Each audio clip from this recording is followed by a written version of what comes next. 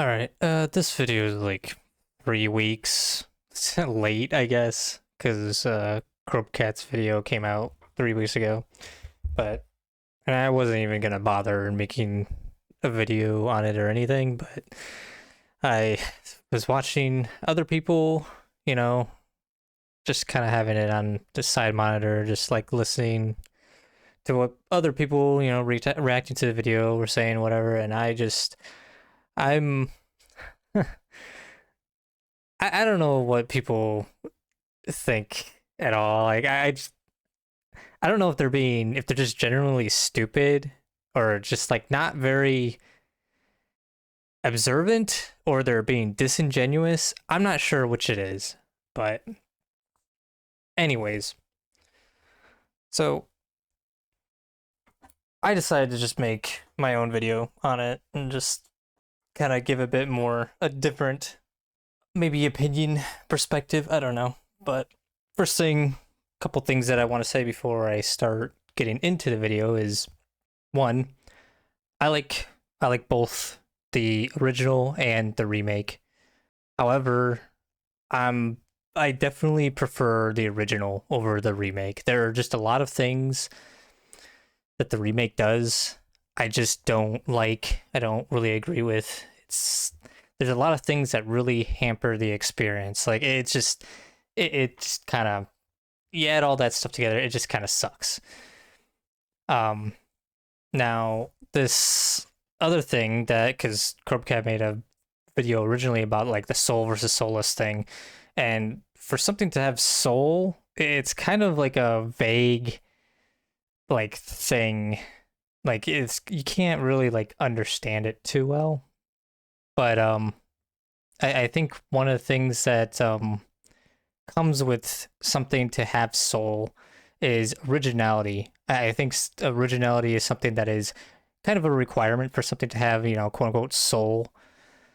And, for a remake to have that is very difficult because just the main fact that it is a remake means it's not original.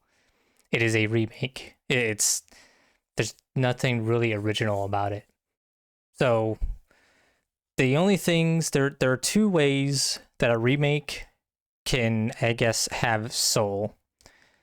It has to either be mostly just a straight upgrade of the original with having like next to like no cut content or anything, or it needs to deviate from the original enough to become its own thing, which, I mean, at that point, then you might as well say it's a reimagining or, whatever. And I kind of feel like that's part of the issue with Resident Evil 4 with the remake here, because it doesn't deviate very far from the original. Like in the case with like Resident Evil 2, it deviates very far from the original, honestly. It keeps a lot of like the same kind of I guess core gameplay as far as like, the maze navigation and, the finding keys to locks and all that stuff, item resource management. And I think it does it pretty well. There was still cut content, and it gets into that video, it points it out too. But that's I don't think there was like as much of a hoopla about it before, because for the most part, I mean, it's kind of its own thing. I mean, it's very different from the original, and I think most people are generally fine with it. People still want a remake of 2 that was in the style of the first Resident Evil, but that's not what we got. But it's still good, and it still is separate from the original. So anyways, those things that I wanted to get out of the way. So just gonna start play the video. Most of the creators in Capcom feel that unless you start bringing in originality into the video games and don't keep doing rehashes, then the video game industry itself is going to hit a major crash eventually. People are going to lose interest in games if they keep churning out the same things over and over again. And we at Capcom, we want to keep making games. That's what we live for. So in order to make sure there is an industry to support us making games, we have to act now. And one of the things we're doing is making original games. I also want to comment on that a bit because as we're kind of seeing, I think the same things can be released over and over. It's been essentially proven that the same game can be released over and over. And we just look at like the games like FIFA. As far as I'm aware, I never played the FIFA games or anything, but they make a ton of money because they got, microtransaction loot boxes bullshit in it. And they release like pretty much the same game every year or every other year, and they keep making money on it. It's not, the industry can still thrive on the releases of pretty much the same games over and over. Now, whether you like that or not, that's what a lot of people are going to have to come, form their own opinions on as to whether that is a good thing for the industry or not. I personally don't think it is. I think creativity is much better. Having different games and having different, it's one of the reasons why people were like so how do I explain it? This is one of the reasons why people like retro games before the 360 PS3 era more, which is the 7th gen consoles, I believe. Is the reason why people like that era more is in games before that, because developers were still trying to figure things out, and there's a lot more originality with all the games you played. They had like their own engines, proprietary engines that they would use. Not that there wasn't like already built like licensed engines like Unreal Engine, but every game had its uniqueness to it. And that also came with controls. Controls were also very unique. So it pushed for a lot of originality back then with how games were created and how they were played. I definitely prefer that, but that doesn't mean that the industry is required to have that to be able to persist. That's just unfortunately how it is. People, the majority, they don't really have taste.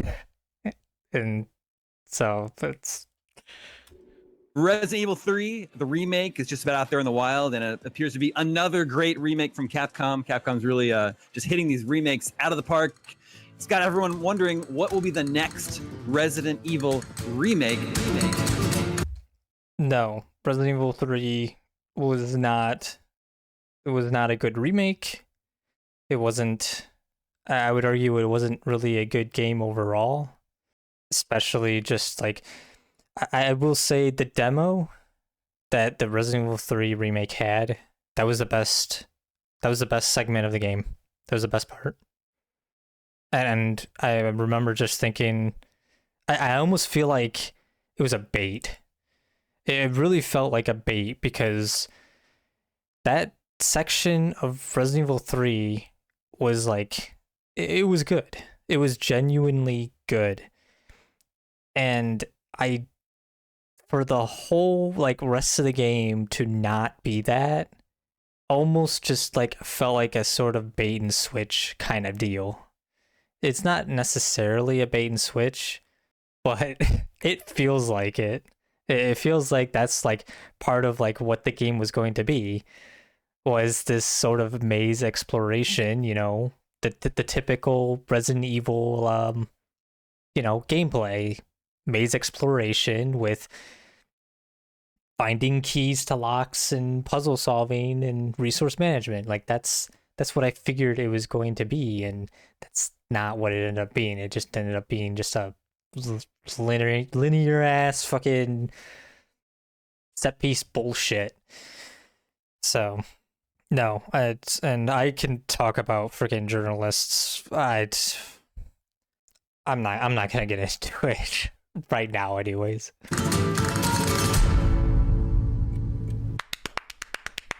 Do Yes, please. Thank you, Capcom. Thank you, Capcom. Thank you, Capcom. Yes. You hear the Spanish music, you see the forest, that, you know, we're all shitting our pants. Last of Us? Last of Us? The multiplayer for Last of Us 2? This always gets me. Another thing I didn't say before. Oh well, I guess it should have been obvious. I've watched this video before, so I'm just going through it again and just kind of giving my thoughts. But this part always irks me because I see like Naughty Dog in the games that they released. They've had enough of an influence on the design of games, and I do not like it. I do not like the influence that it had. It really sucks. And I think I'll get into it a little bit later, but to be fair, I'm not sure if Naughty Dog, I guess, would, or Sony's, first party games. I don't know if I would really say that they were the pioneers of the issues that I have with a lot of the design choices that were influenced and put into other games. But Obviously going to be excited, obviously going to play it when it comes out. We are eating well as Resident Evil fans. Yeah. We'll see. And also another thing I wanted to point out is I don't understand. You know what? I'm not gonna say that part just irks me when people just like I don't understand, I guess, the large appeal of Last of Us. I don't.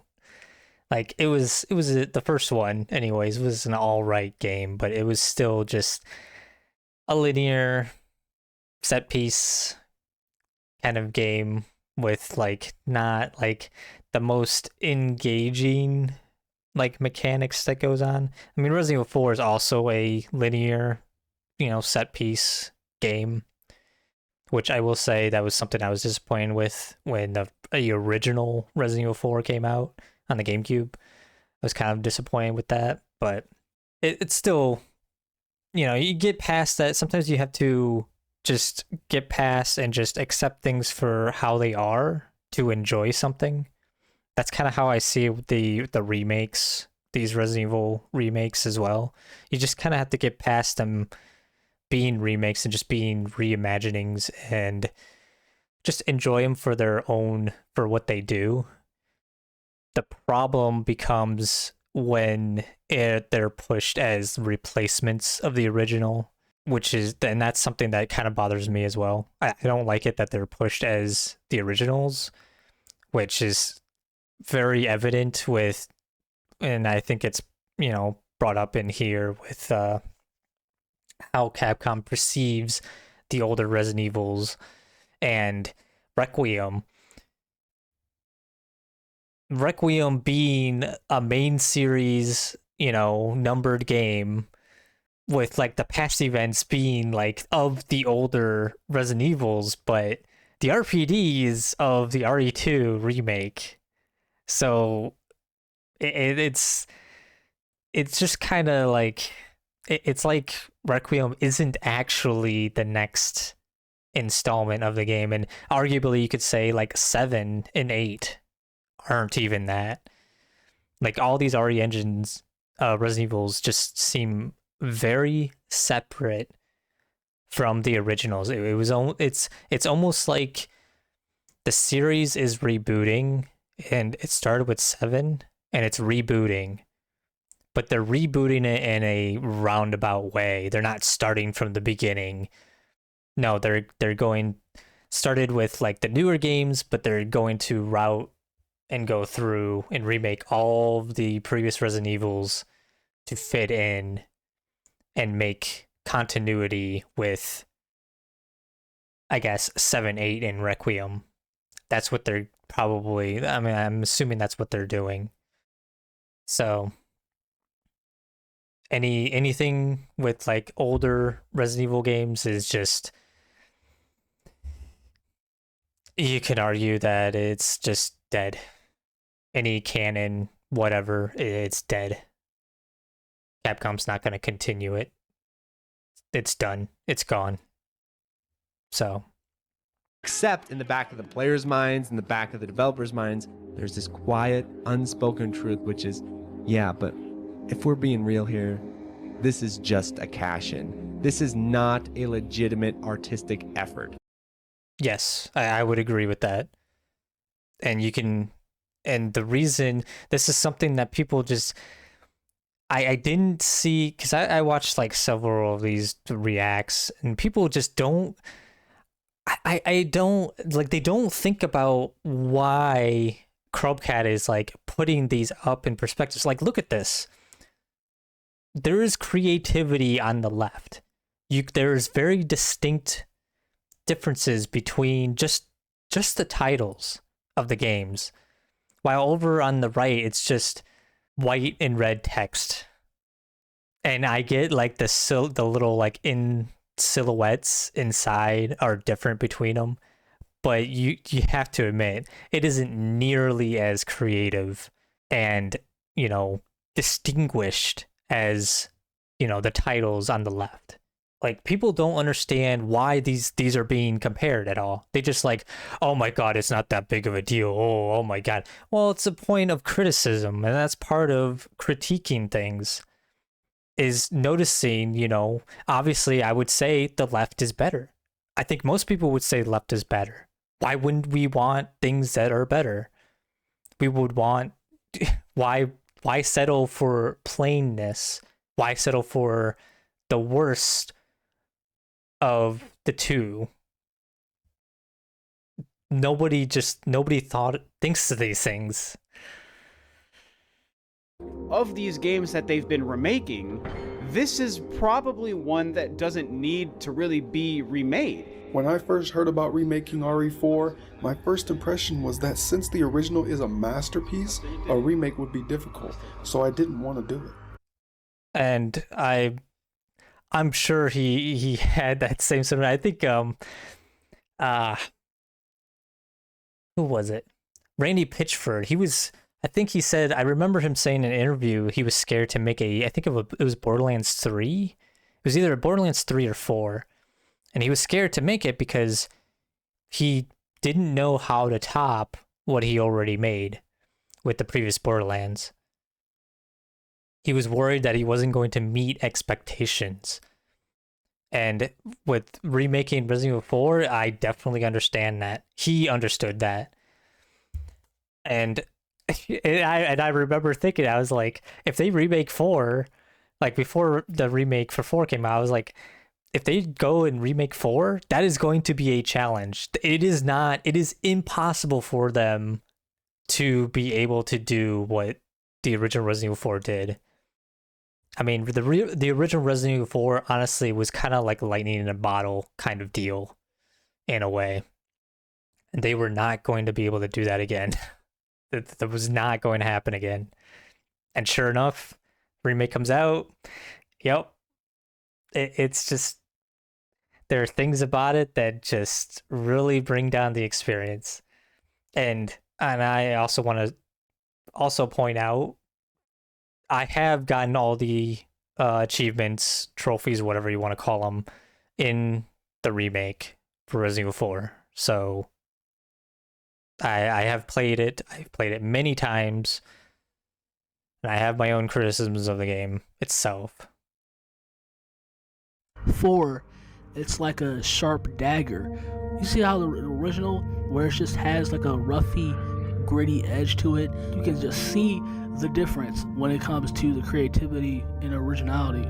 The remake is soulless compared to this. It really is. It's forgettable, and it feels like they found the formula and they're just like, okay, now we could just remake anything we want. They're about to use that same formula to remake Code Veronica, RE5. They're just gonna do that shit until they've gotten as much as they can out of that engine.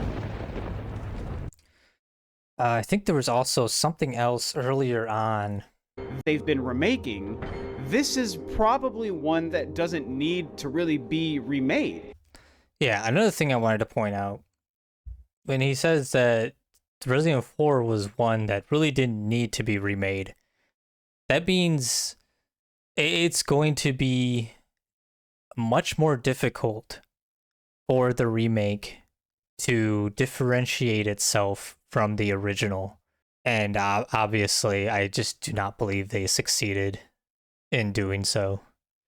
The gameplay, they're both third-person shooters overall, and it's just there isn't like a drastic change in perspective like it is with the Resident Evil 2 remake, going from fixed to third person and giving more depth to the combat and whatever, which arguably you could argue that more depth was given to the remake of 4, but well, that's I'll get into that later, I believe. When I first heard about remaking RE4, my first impression was that since the original is a masterpiece, a remake would be difficult, so I didn't want to do it. 4, it's like a sharp dagger. You see how the original, where it just has like a roughy, gritty edge to it, you can just see the difference when it comes to the creativity and originality. The remake is soulless compared to this. It really is. It's forgettable, and it feels like they found a formula and they're just like, okay, now we could just remake anything we want. They're about to use that same formula to remake Code Veronica, RE5. They're just gonna do that shit until they've gotten as much as they can out of that engine. Well, we could, we can make Resident Evil 4 Remake. What's the problem? Yeah, you can see on the conveyor belt, just remaking and he's taking all the titles, the creativity and everything of these older games, and just I think somebody also points out is like corporate. They just remake them in a corporate way, and yeah, like you can that there is an argument to be made there, and I find it funny when it comes to this discussion, which I'm going to get into a bit about with journalists. I feel like journalists, I mean, if they're not being paid off, they seem to be the ones that are just like so adamant in games as an art and everything. But then they go ahead and give these remakes that are just very like extremely like corporate kind of remakes with like less going on creatively, and just like think they're just like the greatest thing ever, and just they're just better than the original in every way, and it's like there's like a disconnect there, and maybe it's due to them just being bought off. Maybe it's just more evidence that journalists they're just bought off, and maybe that's also what a lot of like these YouTube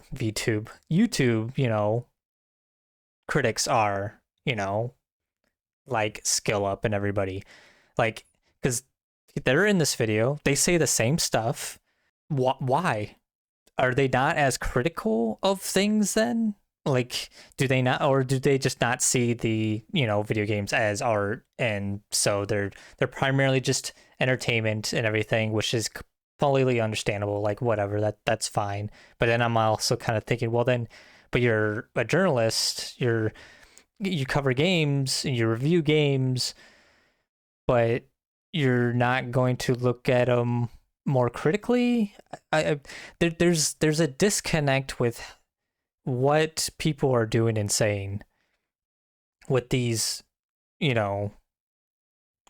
journalists, critics, whatever. I feel like there's a disconnect with everything that they're saying and doing. And I think once upon a time, instead of making Resident Evil 4, people made Resident Evil 4. Once upon a time, they made things. For the first time, they made really impressive things. Once upon a time. I've worked on a number of Resident... I think that's also something else, and I'm sure it's been pointed out by other people. A lot of games now, they're not being made by people who have genuine interest in the creation of games, of the medium. They don't have that genuine interest. And I think that's kind of, and I think this also applies to really anything that is done in life. You need to have genuine interest to be really good at it. Genuine interest isn't always that, like, that's not the only thing that you need to be good at something. You still need the skill and understanding and expertise of everything, but genuineness and the desire to want to do it, not just for as a comfy job or a paycheck or something, but you have to be genuinely interested in the work, in what you're creating, to be able to do it well. And that's what I kind of feel like is going on with a lot of modern games now, is that a lot of the people who are working on these games, they don't really care. They don't have that genuine interest in the medium. Evil titles in the past, and honestly, I think the series had been recycling the same patterns, the same gameplay each time. The creators were starting to get bored with it, and many moved to other projects. So I spoke to Mikami-san, the director, and we talked about reshaping the series and winning back the fans, as well as winning over new fans who thought they would never play a Resident Evil game. See, that is also, after what I've just said, it's kind of interesting because they wanted to move on to something and do something a bit new with the series.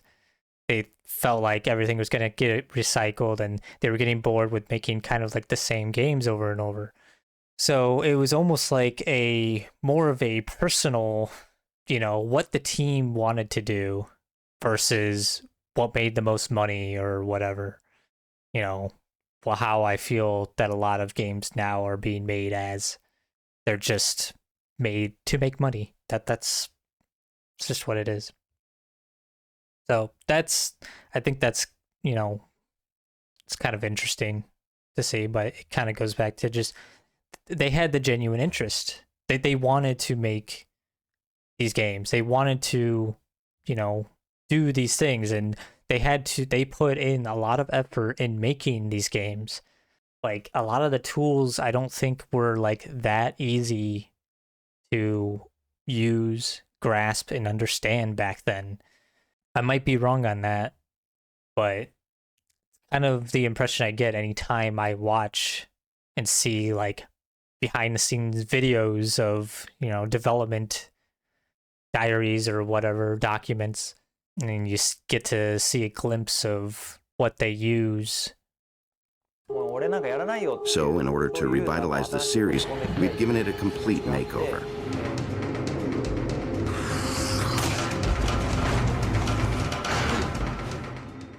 For its time, it was the total game changer. They still make games copying what that game reinvented. When the original came out, one of the biggest factors was how fresh the mechanics were. We knew from the start that in today's landscape, it wouldn't be possible to duplicate that.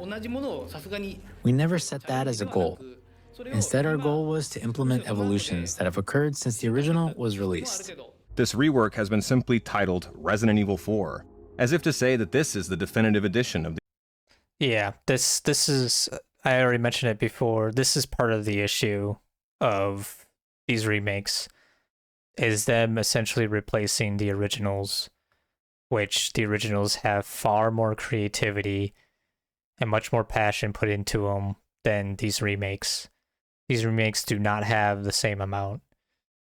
They might have higher, graphical fidelity or whatever, but they're just, creativity isn't there. It's already been presented, and I think there's going to be more of that in this video, but it's just, games back then were much more creative in just everything that they did. Like, everything.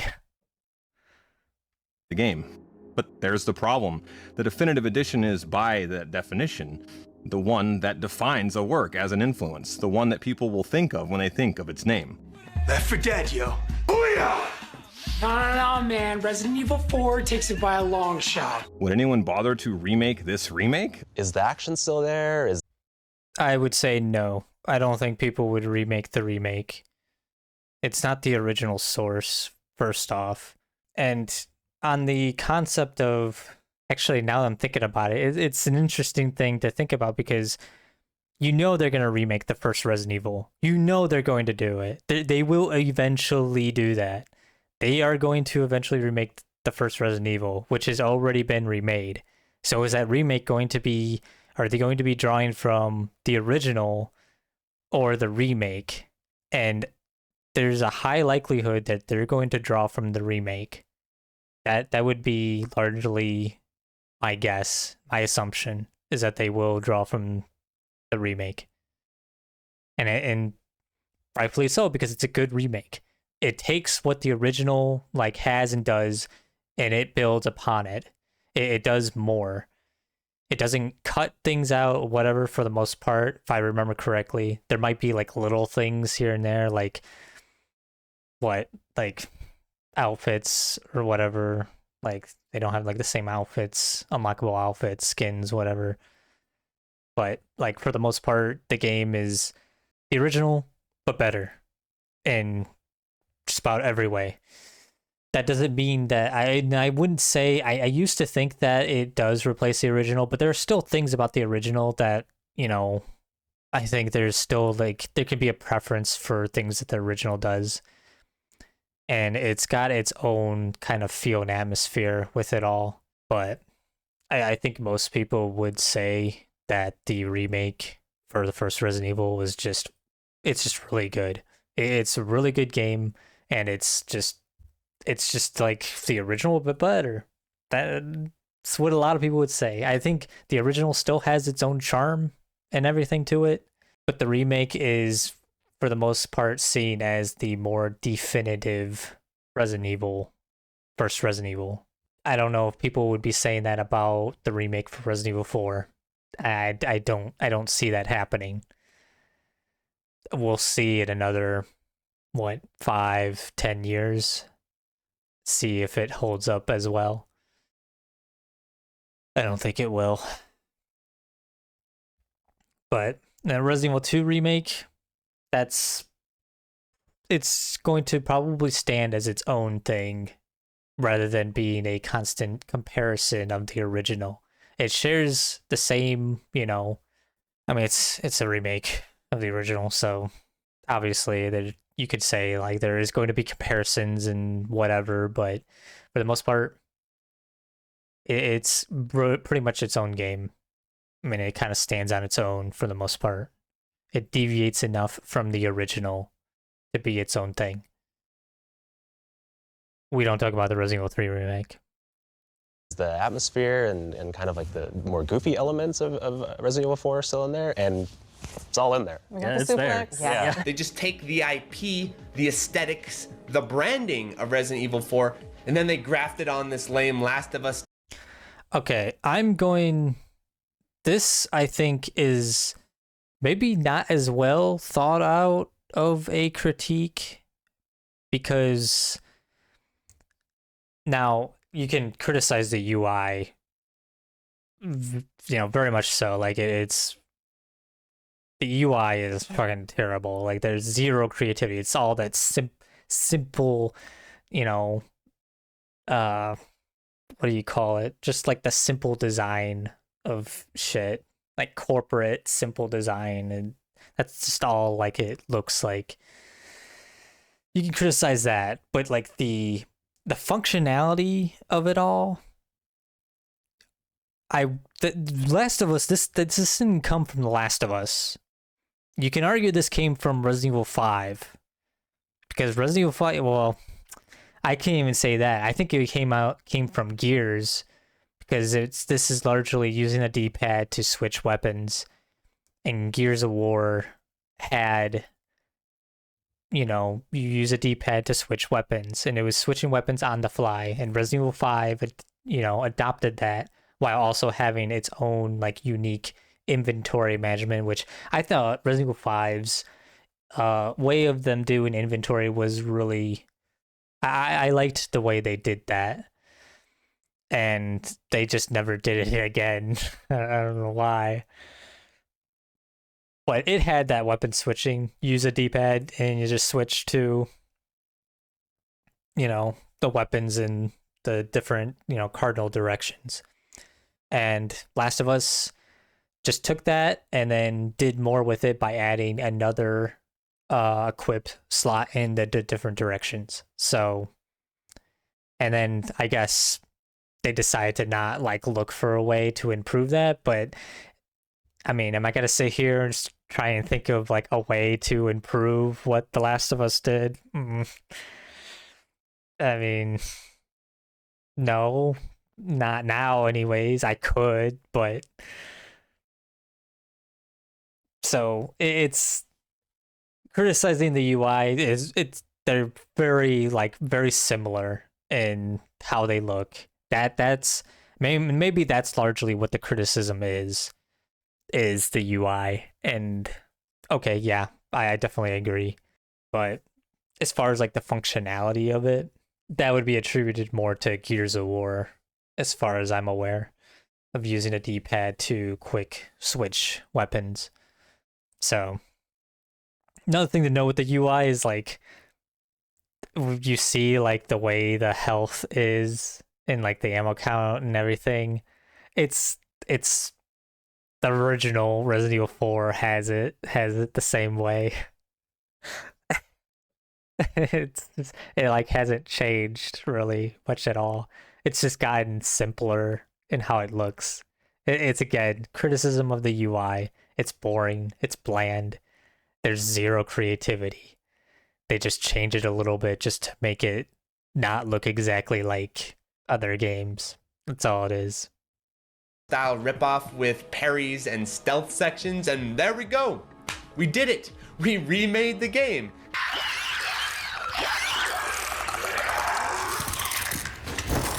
It's a flicker. Yo, it really is The Last of Us. That's wild. Yeah, I didn't think about it. I don't play much. I have played Last of Us maybe one time through, and then I was like, yeah, I'm good. But yeah, I mean, it's they didn't have to make this version of the enemy, but they went ahead and did it anyways.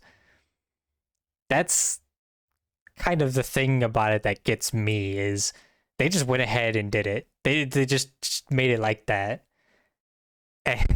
And then made it had the same sound as a similar sound, not the same. It's a similar sound to the clickers in The Last of Us, and just maybe you could say it's just an influence of it or something, but there's no reason for them to have made the enemies have that kind of state. There was no reason for it. So why did they put it in? Because they wanted to be more like The Last of Us? Because it was, seen as a really popular, game for, I would argue, the wrong reasons. It kind of gets me, because this form of the Ganado was not in the original.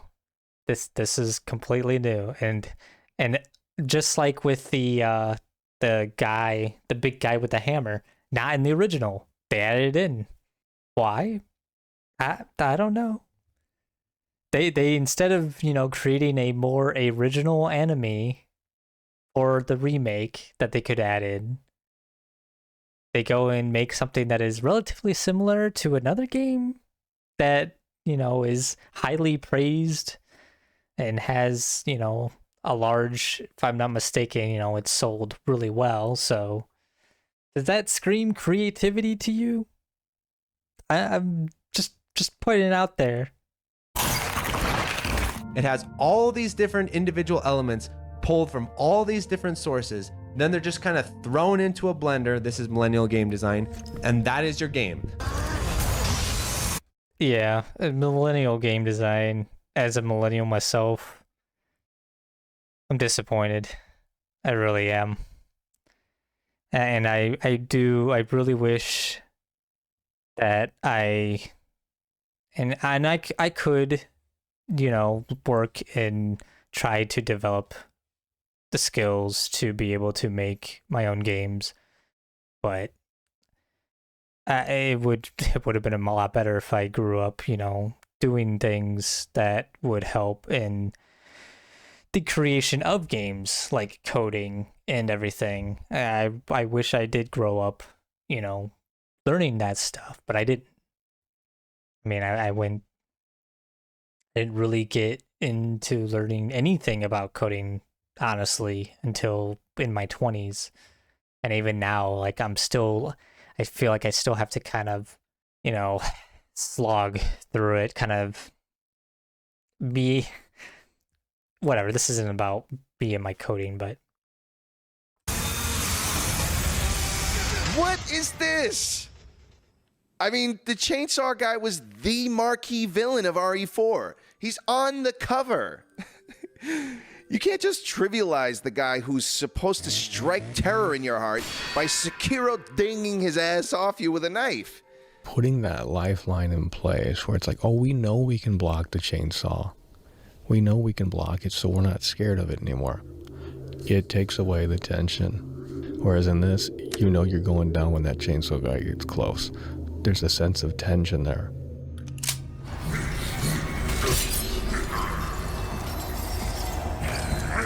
Come on, Capcom. Like, really? You ain't even gotta route your enemies no more. You don't need to do all that. All you gotta do is pop up LB to stop every single monster in the game.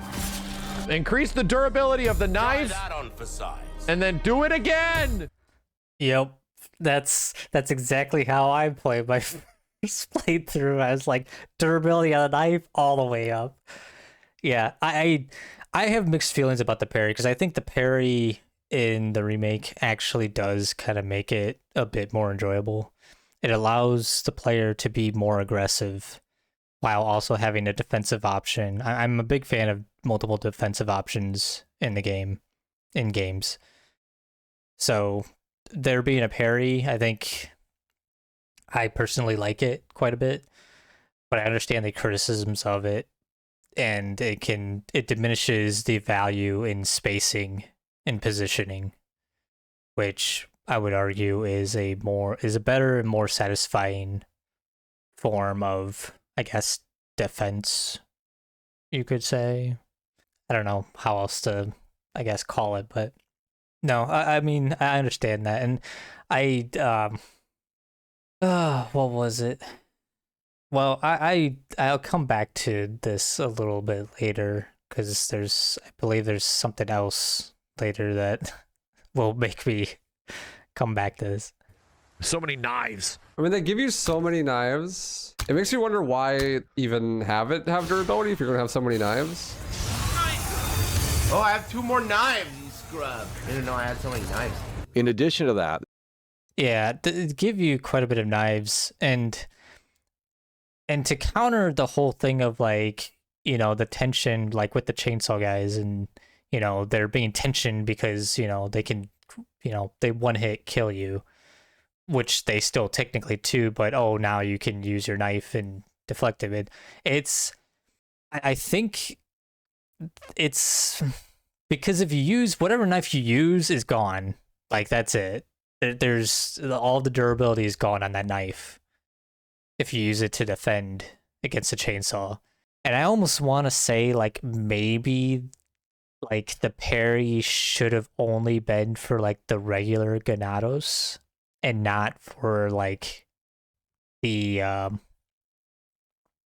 well, I guess I'm gonna get into it now, because I feel like the reason they put the parry in was because of the increased aggression of enemies, and the reason they increased the aggression of enemies was because they gave the player the ability to move and shoot. They allowed the player to be a lot more aware of their surroundings by moving the camera all over the place. The typical modern third-person shooter kind of deal. So, and they couldn't figure out a very good way to balance it all. So they threw in the parry with a knife, and there you go. That's kind of, it's probably not how it happened. It's probably my theory on it when I'm just like thinking about it in a relatively logical way. But I guess maybe the HUD isn't the exact same. That the health bar is going the other way, and it's not closer down to the corner. My bad. The chainsaw guy in the original game, it's quick, it's sudden. There's no fucking like, let me rev this chainsaw up, 10-second fucking little death scene animation. No, your head's chopped off, you're fucking dead. Boom, out of nowhere. That was the beauty of that. So they just don't understand. They don't get it. Yeah, I would agree. The thing with the death being like fast and quick was that it felt ruthless when it happened. Like the enemy they didn't hold back at all. That's why it being fast and quick is better.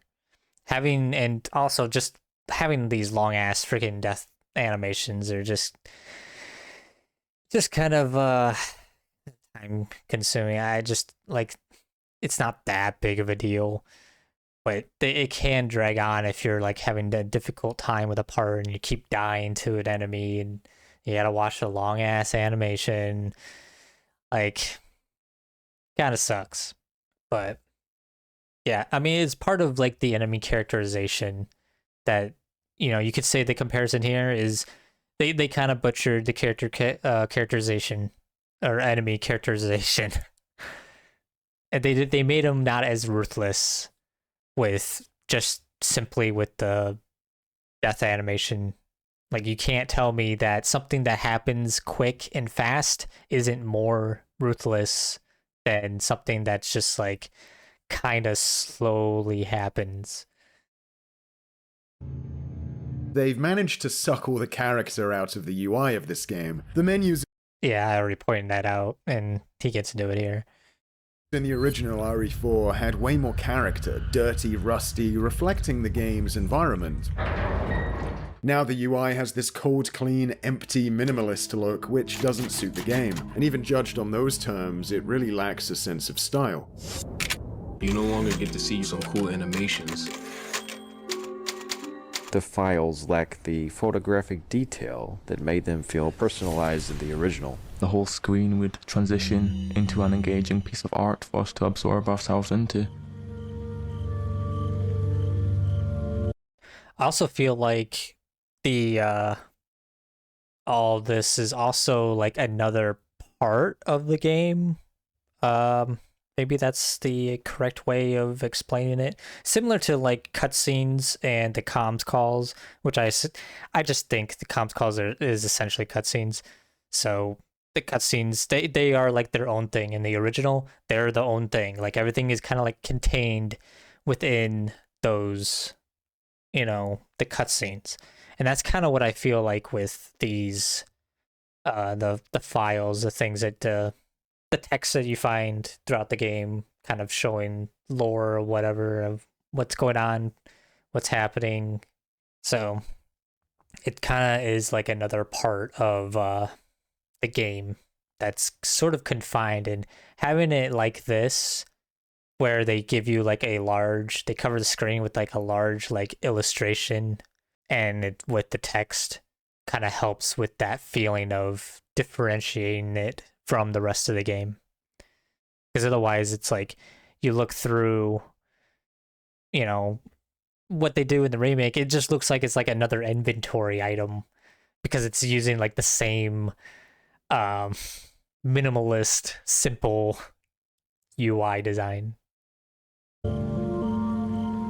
You'd go into a certain room, and before you even knew what was in that room, you'd have that safe room music. I have to say the Serenity theme for Resident Evil 4 is like one of the most nostalgic songs, music. Probably the most. It's one of the two. It's definitely one of the most nostalgic music that I listen to. And sure, you know, I grew up with the game and everything, but so obviously, why wouldn't it be nostalgic? But there are other things from my childhood that I don't find very nostalgic, but maybe there's like other circumstances to it. But man, I loved the music. Serenity safe room theme for Resident Evil 4 is so good, and for them to just like not have it in the remake unless you purchase the stupid ass freaking DLC for it, I mean, that should just tell you right then and there that what Capcom's doing with a lot of these remakes is cash grabby. It's corporate. Anybody who thinks otherwise, I think they're just fooling themselves, and they're just keeping those blindfolds over their eyes. Oh, there's no safe room music. Ending a chapter used to have this unhinged, jittery text matching the crazy, macabre events unfolding, and cool blocks of writing on top of a bright, washed-out picture that made it look like some weird old case file being displayed on a projector. They didn't get it. There's no character. No one's remembering that in 15 years. Yeah, probably. I mean, there's nothing to define. Yeah, there's no character. I mean, there's nothing like, look at this. Are you going to sit there and tell me that if this kind of screen for a chapter end popped up just out of nowhere, just out in the wild, you see a screenshot of it or something, are you going to think this came from Resident Evil? Is there anything here that screams to you, hey, this is from Resident Evil 4 Remake? There isn't. There's nothing. People dismissing these, these criticisms just don't, again, like I said earlier, they don't think about things at all. And that's what I was seeing with a lot of reacts when I was with reacts to this video, is just people just not, they don't think and they don't understand why the criticisms are being made. Whether, they agree with them or not, they can't at least understand why the criticism is there. Like, or they'll just call it like a nitpick and whatever. It's just kind of, I feel like we need to define exactly what nitpicks are, to be honest. And if you're going to, look and treat video games as an art, then I'm almost willing to say that there are no such things as nitpicks when it comes to criticism. If you're going to treat and see video games as art. Forgettable, clinical, lack of any individuality. It's like a soulless corporate entity made this shit. Coming in this section didn't give me the feeling that someone took the time to design any of this. No aesthetics to it whatsoever. It is just realism. At least it's, it's just realism. And this is when I also knew, this is like RE8. That's the first thing I thought of. When you turn on a game, that's the issue with graphical fidelity, that I'm sure it's been said before somewhere else, but when you push for graphical fidelity, things start to look samey. That's just the nature of it. Like, because there's a goal in which the graphical fidelity is pushing towards. They're all pushing towards a realistic look, to look like real life. And if they're all pushing to the same point, they're all gonna generally look the same. Doesn't help that they supposedly use a lot of kind of similar kind of assets, but yeah, that's just how it's going to end up being.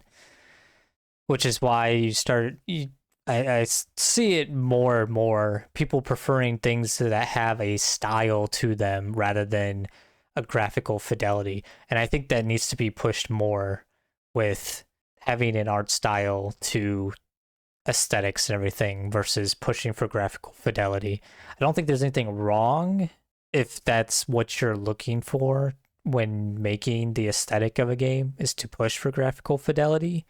But I think most people are beginning to want a art style more. And to have an art style is partially to be more creative as well.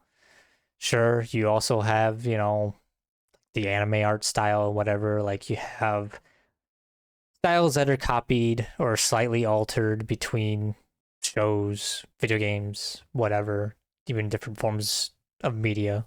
But they're more appealing with an art style versus a graphical fidelity. At least I personally find it that way, because it's just closer to real life. It's like just kind of boring. It's not as exciting. I mean, we live in real life. Why do I want to look at something that is close to what real life looks like? I mean, do you need it to help you get immersed? Is that it? Well, that's gonna get into a different topic, but And you see a bunch of stuff. Some of it you'll recognize. And then there are the things that make you go, Megascans is one of the largest libraries of high-quality 3D assets. They're used in everything, from video games to movies, and there's over 14,000 assets. It just feels way more generic. It feels like every other Resident Evil game, where 4 felt so distinctive.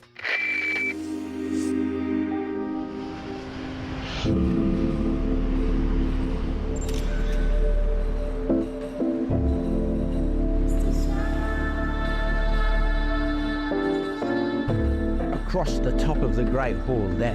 Hey, Mr. Beast here. Today we're gonna buy every item in this store. Let's do it. Resident Evil 4 will soon be getting the full modern Capcom facelift. What are we doing? it's funny because I never, you know, well, I didn't really play. I played maybe like 2 playthroughs of Village. I didn't really like Village very much, which is really disappointing to me. But I mean, I didn't notice a lot of this stuff until this video came out. So I partially appreciate, you know, Crowbcat making this video and pointing a lot of this stuff out. I mean, that's partially why you have critics, good critics, not the typical journalist. But kind of part of the effort that a lot of old game developers did with games. They had a genuine interest. They wanted to make something good, and they wanted to put in the effort to make everything original, everything, you know, from scratch. And well, you could say, oh, well, you know, they went to these places and they essentially just, you know, copied or, you know, remade the walls, the bricks or textures or whatever that, you know, they went and searched and looked at. And yeah, you could say that, but they have to, you know, bring that stuff into an engine, likely recreating it. And the fact that they have to recreate it gives it a human touch, because there are going to be mistakes when it's being made, or there's going to be alterations to how it's being made. And there's also effort put in to what they're doing. They're not just going to the asset store and just purchasing whatever that other games are probably going to use. I don't know how exactly that works, because maybe they purchase the assets and that's sort of like a license exclusively for them. I'm not sure how exactly all that works, because the thing that kind of gets me is if they're going to an asset store and they're purchasing these stuff, are we going to be, is it possible to see this windmill in another game? That's not, like, obviously we see it in another game because it's in Village and in Resident Evil 4, but I'm talking about like Last of Us 3, you know, are we going to see that windmill in there? Like, you know, that kind of stuff. Like, it's just a further step into video games just not being original. And I think that's primarily what, the critique here is the loss of originality and creativity that these remakes have. And you can extend this to just modern games in general, honestly. There's just a heavy lack of creativity and originality. However, I will get back to the originality part with the original Resident Evil 4 that I didn't realize for a bit. What are we doing? All these games are asset flips, dude. It's like literally the same thing. The village in the original game had this really stark, empty, desolate ghost town feel to it that really was unnerving and eerie. Yeah, I would agree with that. Like, it does have a certain atmosphere to it that the remake just does not replicate. I don't even know if it is necessarily even like the assets that they bought and used. It just does not. It doesn't create the same atmosphere at all. Instead, what they went with the remake is that it's overgrown and cluttered. It looks pretty linear. Like, when I mean linear, I mean super linear. Despite the old one being linear, it still felt pretty open. It still felt like you could go anywhere, despite you couldn't. It still looked and felt like you could go anywhere. It felt too boxed in and way too cluttered. And that's kind of the go-to plan for the remake is whenever we want to make something scary, let's just make it cluttered, dark, and bloody. That'll do the trick.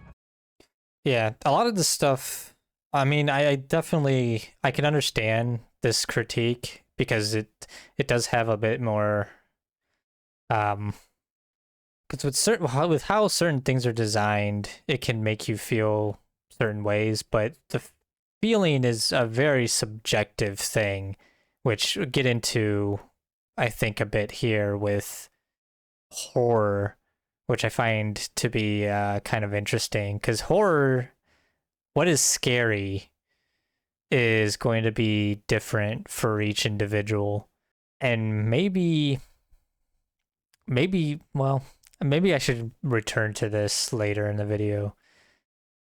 But maybe like the critique is that horror that is more in the mind versus the visual, that's something that could be much more universal, I think. Because it's a bit the horror of uncertainty, or perhaps like uncanny, maybe. That's something that is a bit more unified, I think, with people versus like just seeing blood, like, or something just being dark.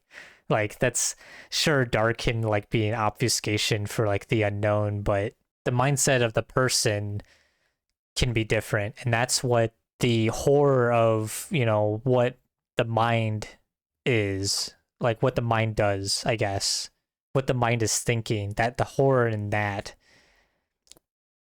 that's what more of the focus should be on is, and I guess that's part of like the obfuscation of horror as well, or like Cthulhu.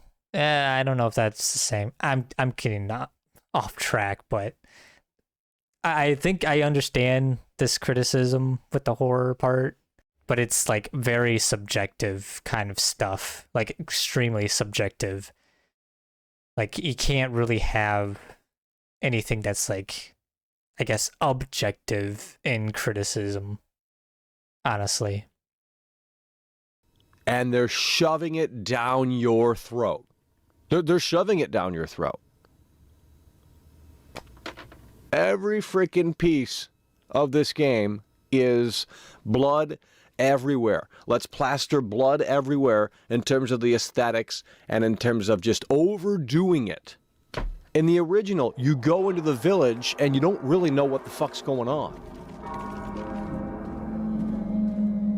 Yeah, I think that's that's part of what I said earlier, is like there's a bit of like the unknown kind of going on with the original, and they don't really throw it in your face. The thing with, and you really don't see a whole lot of, I guess, blood in the original as well. Like there wasn't a whole lot of like blood or gore or really like anything. Like it was, a lot of the horror was mostly kind of in the mind, I suppose you could say. I don't know if I would really even say that. It's kind of difficult for me to like think about my first time playing the game because I've played it so much and I'm just like so accustomed to everything about the game, but I don't know if I would even say that, but I guess I can understand like the criticisms of like the usage of blood and in your face kind of horror, I guess, because it's like it's trying too hard to be scary, and it's not trying to make you give horror of the mind of, you know, what's going on, what, you know, what's the deal with, you know, this or that, you know, making you think horror rather than see horror. Maybe that's the best way of putting it. The original kind of made you think horror more, and the remake makes you see horror more. There's one scene where, you know, the lady is hung up by the pitchfork, but that's basically it until you get to the chainsaw guy. And part of the mystery of this game is finding out what these new enemies are. I can't say that they are not zombies. It looks like the people here carry out their lives like ordinary people. They even read books. Yeah. The people in this house eat like normal humans. Huh, they use toilets. Guess they're at least somewhat civilized. I mean, they are human, as far as we're aware, right? In the process, you'll find... Something else I want to note, and I don't think it's brought up in this video, is that the distinction with the gameplay, when you're going up and like interacting with this stuff, and you have the dialogue of, you could say essentially what Leon is thinking or saying, they don't voice act that at all. And they don't voice act it at all because it is strictly within gameplay. And then you'll make the whole thing with like cutscenes and characterization later in the video, which I agree with. But this is just kind of like, you know, part of that criticism is like, it's silent. Like the subtitles of like when you're like reading about like, oh, they might be civilized because they read books. Oh, they look like they eat dinner like normally and whatever. Or they use a toilet. They're at least somewhat civilized. It's not voice acted or anything. And it's because it's during gameplay. I think if they made it voice acted, which is another point that I get to later in the video, I think it would ruin any sort of established atmosphere. Find out who these people are and why they're doing what they're doing. There's a build-up to it, and there's a build-up to it in a way that makes sense. This is coming right out of the gate with stupid shit. No fucking way.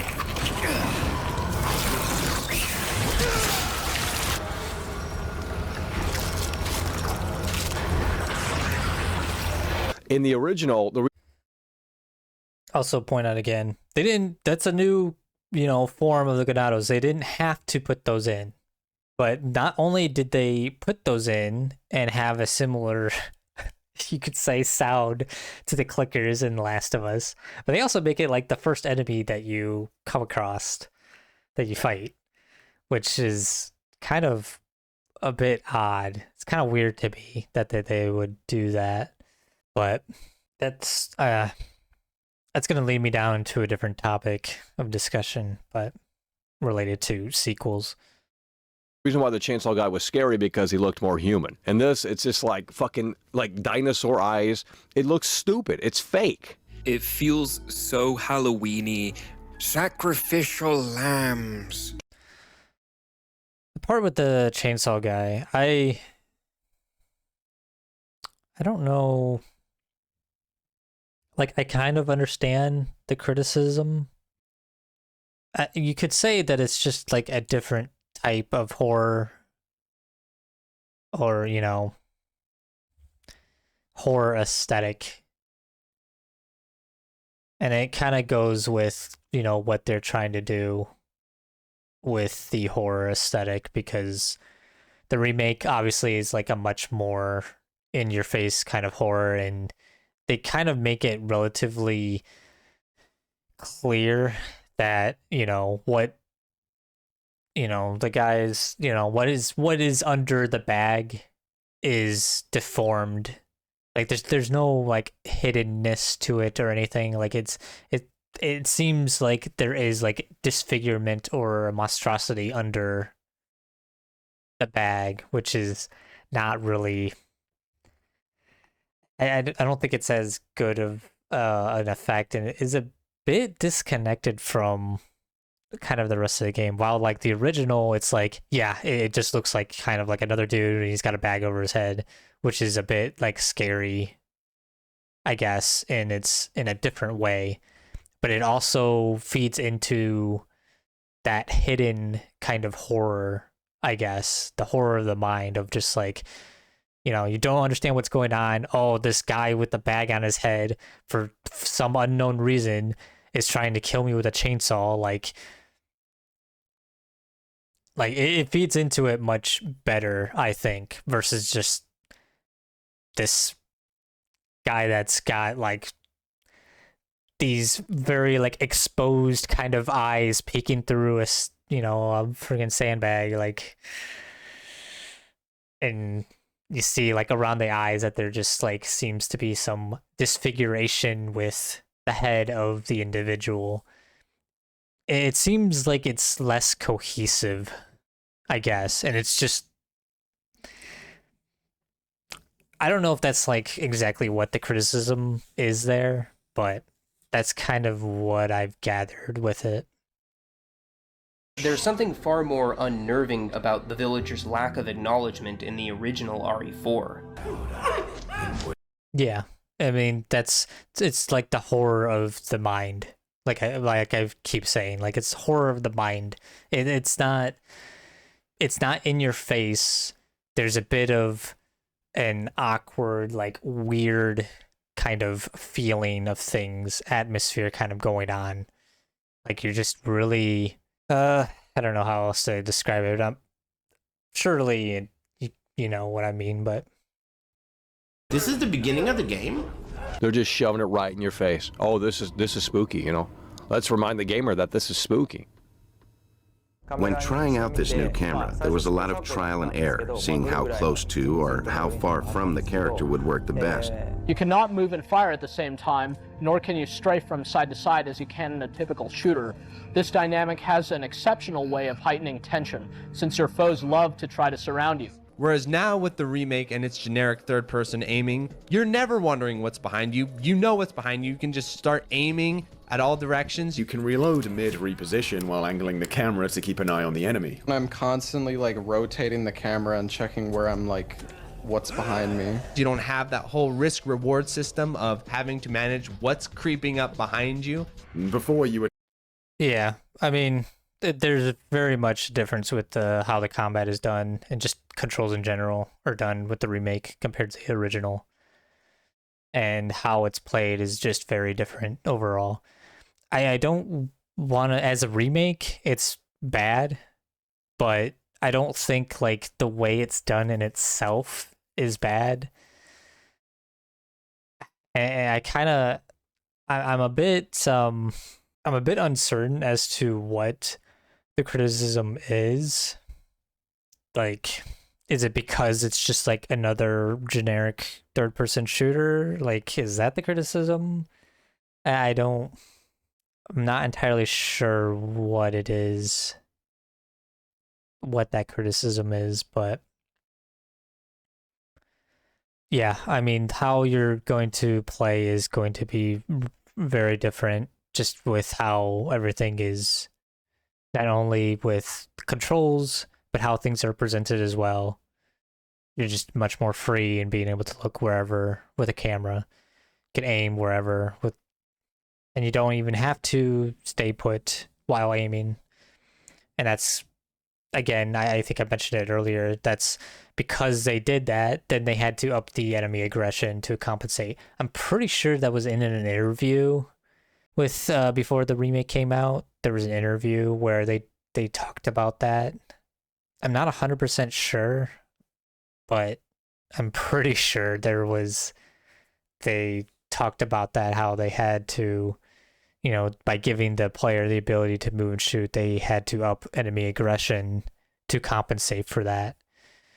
But they kind of stopped it there. And I almost feel like sometimes the enemy aggression is just like still like a lot. Like they really kind of go hard with the enemies, and I feel like that's why they put in the parry to help compensate the increased aggression that they just, I assume, just never bothered to look to try and balance.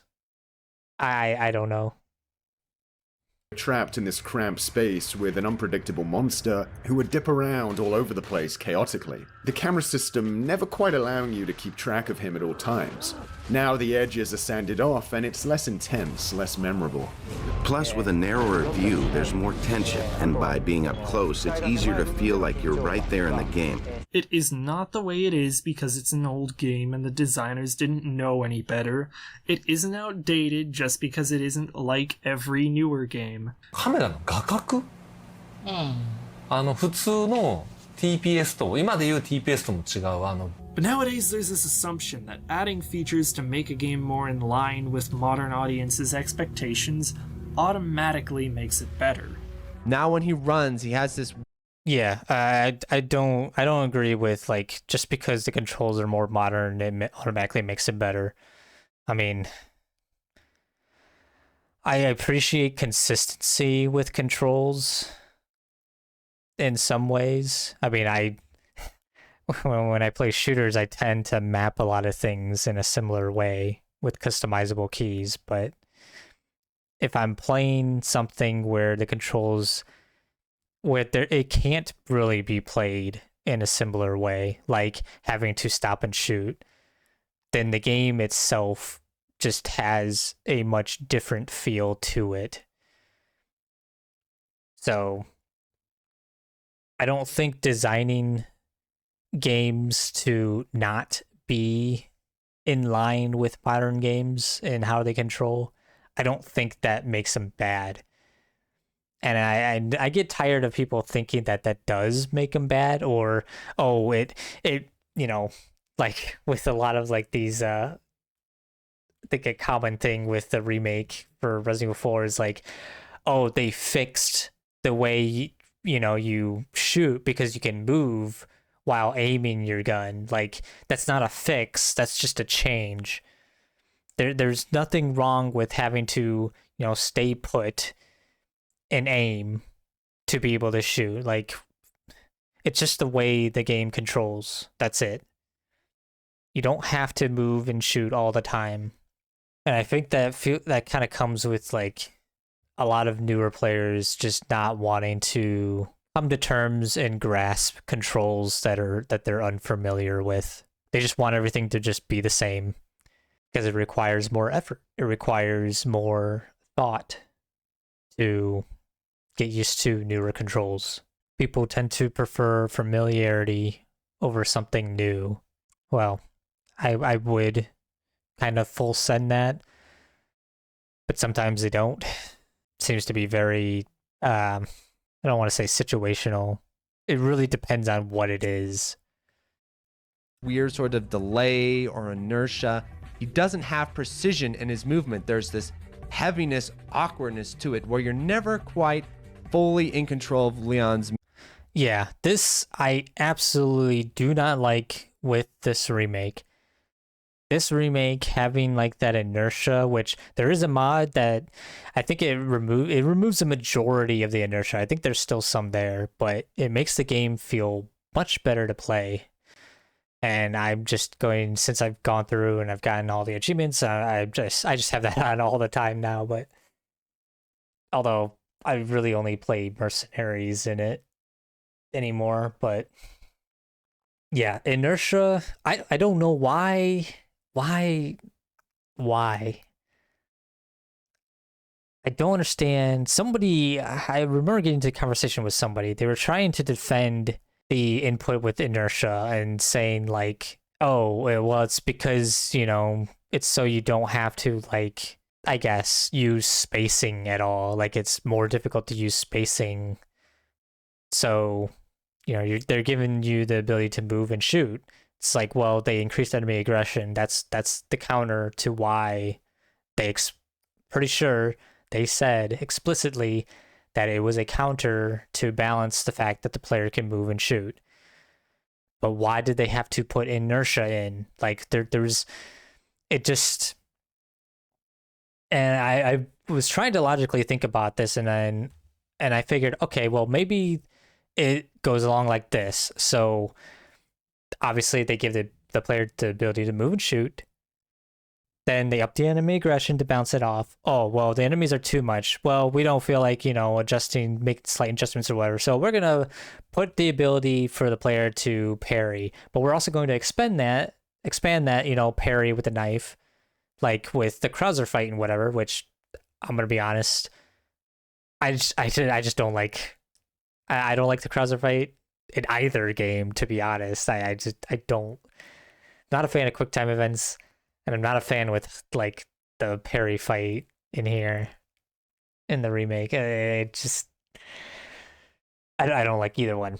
But, yeah, to do that, and then, well, we want the player to be parrying more, so we're going to put some inertia in so that it's more difficult to actually use spacing to dodge attacks, enemy attacks, and whatever. And that's what I was initially thinking it was going to be. But when I put that mod in that removes the majority of the inertia, I mean, it wasn't that much of a difference. The game just felt better to play. I was still parrying, you know, a fair amount of the time. Of course, it's because I'm playing more aggressively. So I don't know why they put inertia in the game. It feels like it's just another thing that they put in because, well, all these other, you know, games do it. I'm not 100% sure if The Last of Us does it or not, but like freaking GTA and Red Dead, they have it. I'm sure there's like a bunch of other games that have it. It's just like, I understand that it like helps give like more weight to the character with like movement and whatever, but it just doesn't make for a good feeling game to play if like gameplay is going to be something that is like relatively significant, which I feel like the gameplay in these Resident Evil games is the thing that's significant. Like they're partially meant to be replayed, which I feel like is something that the current dev team for these Resident Evil games seem to not understand, which I'll get into later. But yeah, this whole inertia thing, it needs to die. It needs, just please stop doing this shit. Like anytime I'm like wanting to do like specific movements in like Red Dead, I would always aim the gun and move, because then you don't have inertia. You have much, you know, cleaner movement. And it just sucks. I hate it. I really do. And no, it's not for shitty ass freaking game balance. People need to stop trying to defend every little thing and just stop and think about how things are done. Just think for reasons for why something was put in. Stop trying to come up with reasons to defend certain designs. I just get tired of it. Movement. And then on top of that, oh, and here with the freaking hitboxes, collision boxes and hitboxes, they're just, or hurt boxes and hitboxes are just freaking massive. There's a lot of gun sway, and there's a lot of imprecision with your aiming in terms of actually lining up and firing. I think that's a result of the large hitboxes of everything. Maybe I'm wrong on that, but I think the hitboxes of everything in this game is just too big. Wow, how did that hit the box? Okay, maybe maybe in that circumstance it wasn't because of the hitbox. Because that would be really bad. You wouldn't be able to like be right next to it. Of course, there's a difference between its collision box and hurt box, but that is really bad. Some of these, that one's probably like the worst. The other ones that are in this video, I think they're a bit closer to the object that they just, like the barrel earlier, the red barrel that the guy shoots. The crosshair was still kind of close to the barrel, and I could see that just being like a really large hurt box for the barrel. But this one right here, yeah, I got nothing. Dude? Excuse me? Holding down.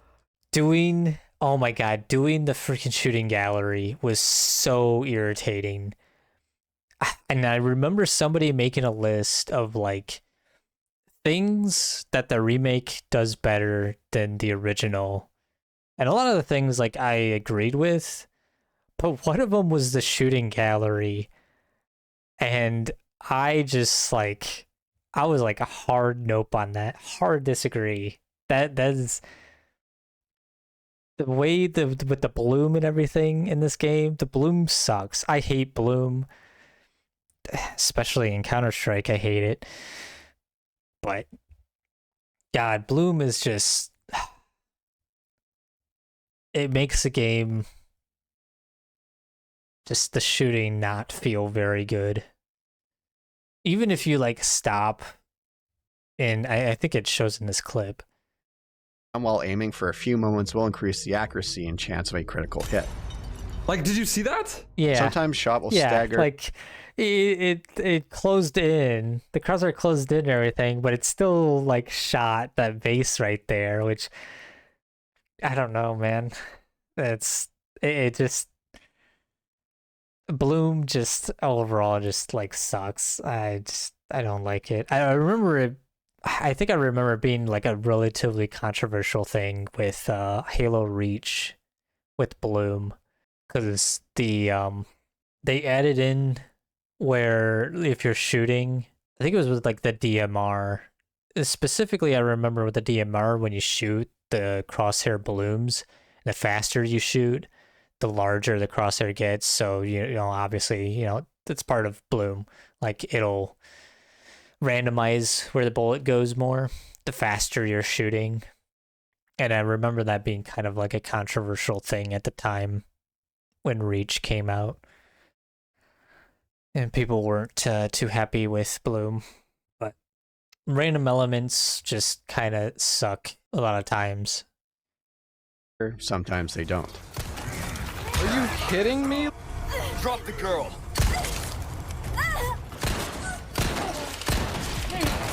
This kid, dude, I kicked this guy and shot him in the head 4 times, and he's alive. What are you made of? Furthermore, stun. Yeah, stun is pretty ridiculous. A lot of these are of the higher difficulty where stun is increased. And you can make the argument that the high stun, it gives more value to your other weapons, shotgun, rifles, and whatever. But I don't know if that's really necessary to do, because they already kind of have their own value. One of them being like increased damage, but then you make them more valuable by increasing stun, and like, I don't think it was absolutely necessary to increase the hits to stun for enemies. It just doesn't doesn't feel very good. And I have a different feeling about this with like the Resident Evil 2 remake, because I don't have a problem with like the stun or the large amount of bullets that you need to do to kill a zombie in there. Like I don't really have issues with that in the Resident Evil 2 remake. I'm pretty much fine with that. And the reason I am is because the Resident Evil 2 remake is very much a survival horror game. It is not an action game. With action games, the goal is to, well, the game is mostly about the combat. The goal is to kill the enemies, to clear out rooms.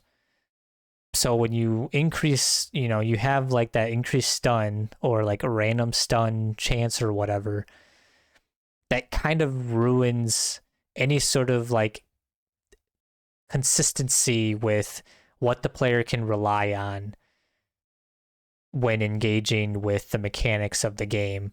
And this is all stuff that is like, kind of happening relatively quick. So when you have uncertainties like that, it makes the player not want to really engage with the combat if there's going to be uncertainties, especially if they're going to be punished for engaging in those with the combat. So to have this increased stun, it gives more value to the shotgun and rifle that already had like relatively high value. So I don't understand the reason why they decided to do that, to just have a high hit to stun.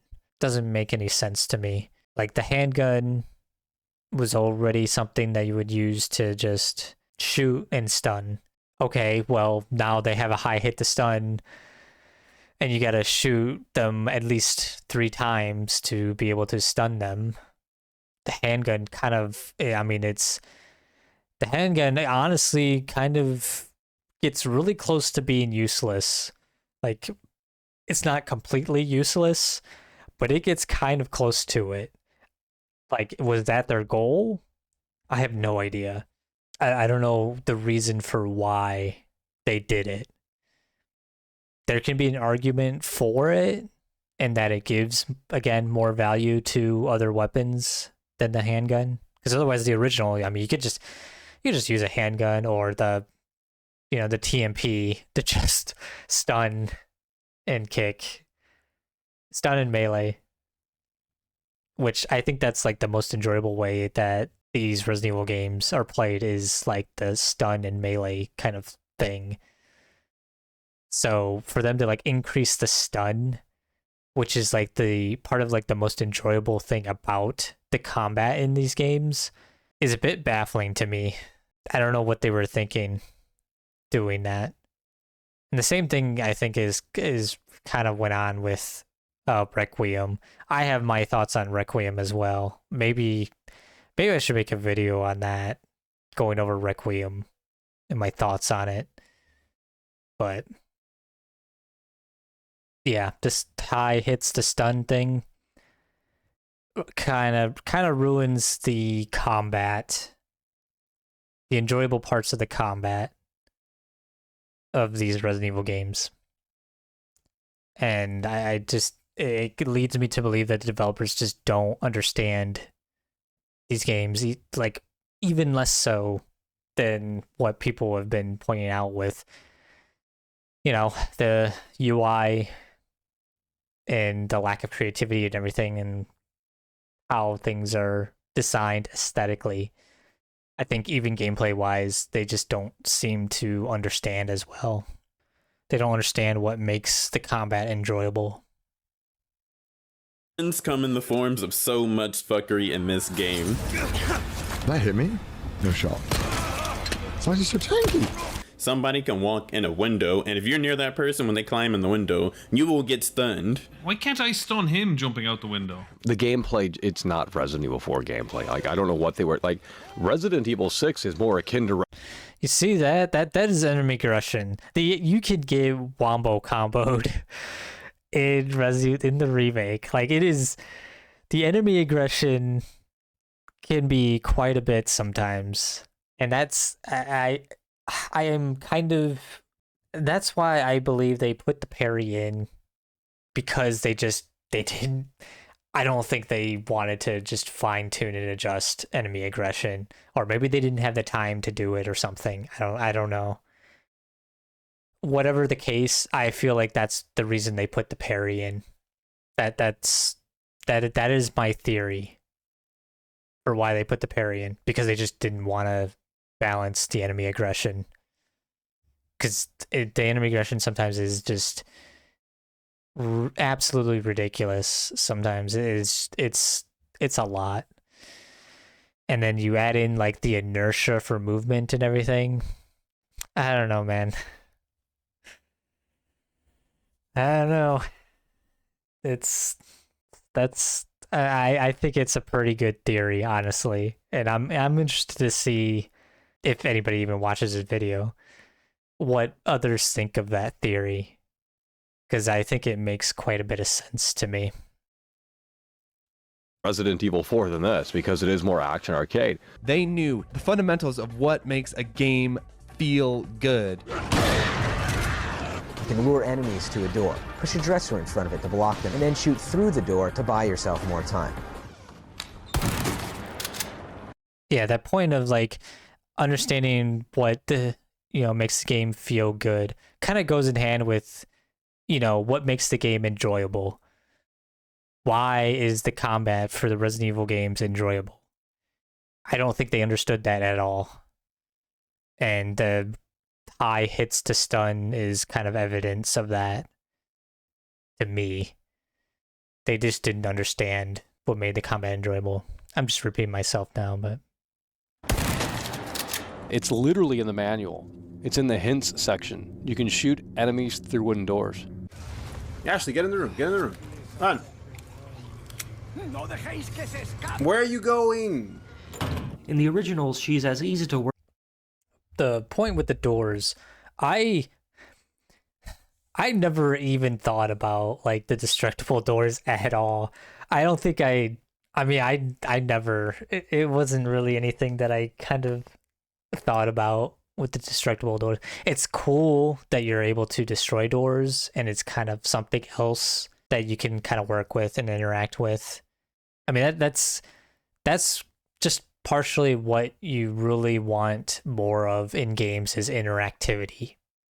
Things that the player can interact with I think is just the majority of the time is going to be a plus.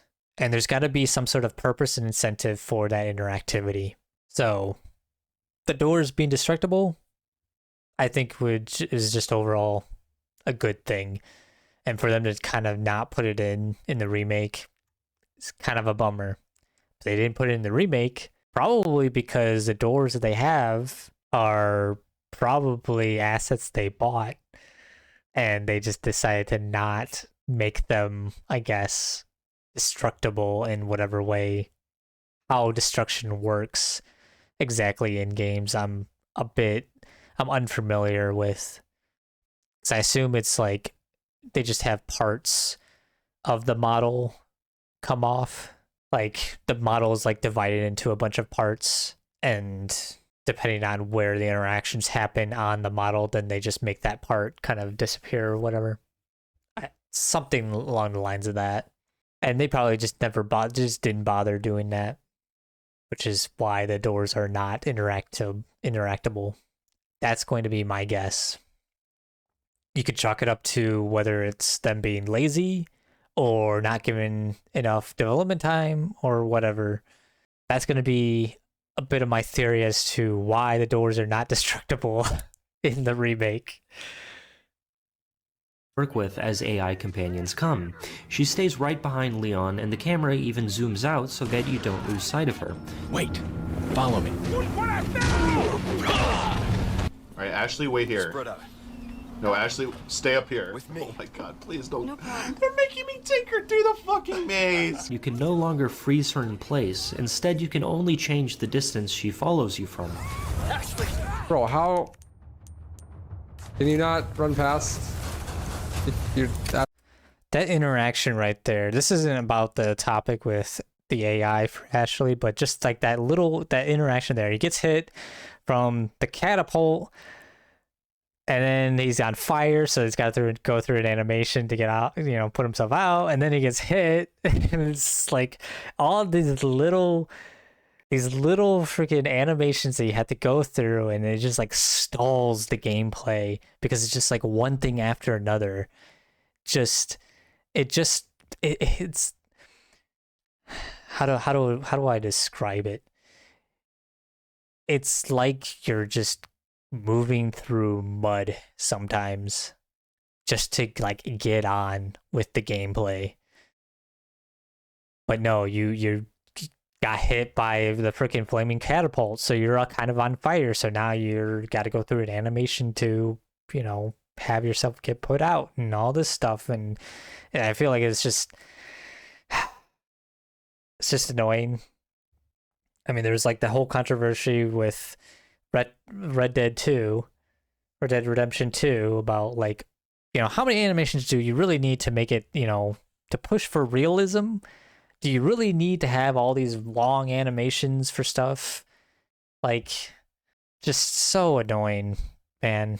And that's something that really drags the enjoyment for the remake down for me, is just all the little freaking slight bumps and bullshit that you just makes the gameplay come to a freaking halt. It's just so annoying. I hate it. She's too slow. You okay? Yeah. Because you have so much less control over her, and there always tends to be a gap of some kind between you, she naturally gets into more trouble. Ashley, don't walk in front of the shotgun. And too bad none of these. Hey, Ashley, get your ass over here. Oh, God. She artificially stuck to you like a magnet and could wait or hide away whenever you tell her to on a moment's notice, which is why whenever she gets hurt or gets captured in the original game, it's mainly your fault for not positioning her correctly. Ashley, get back in the fucking locker. Ashley! That kind of looked like he didn't actually hit her. I think the hitbox for her, and I think this clip right here. Oh, fuck.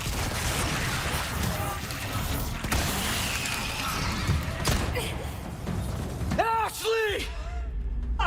He's using the red dot, by the way. Amazing AI, dude! Woo! But I'm not even... I didn't even shoot her! Hello? That leads me to believe that the hitboxes for everything in this game is significantly larger than what they appear. He's using the red dot, which has got, correct me if I'm wrong, doesn't have bloom, so the shots are going to go where the dot is, and he hits her without actually being on the bottle. That leads me to believe that the hitboxes in this game are very large, much larger than how they appear, which not too good. But yeah, in regards with the AI with Ashley, I think I remember maybe it was an interview. They changed the way Ashley you interact with her and everything because they wanted her to be less annoying or, to cumbersome to deal with. But the problem with that is there wasn't really much of an issue with how she worked in the original. Like, it was like Ashley, she was like the poster child of, good escort missions design. Like, it was like about the only game where escort mission was actually like fine or good because of the way that she worked. So I don't know why they felt the need to change her so much. I don't know, like, if they wanted to remove, like, giving her own health bar and everything, I think that would have been completely fine. But to just not being allowed to have her, like, stop in a place and everything, just why would you not want that?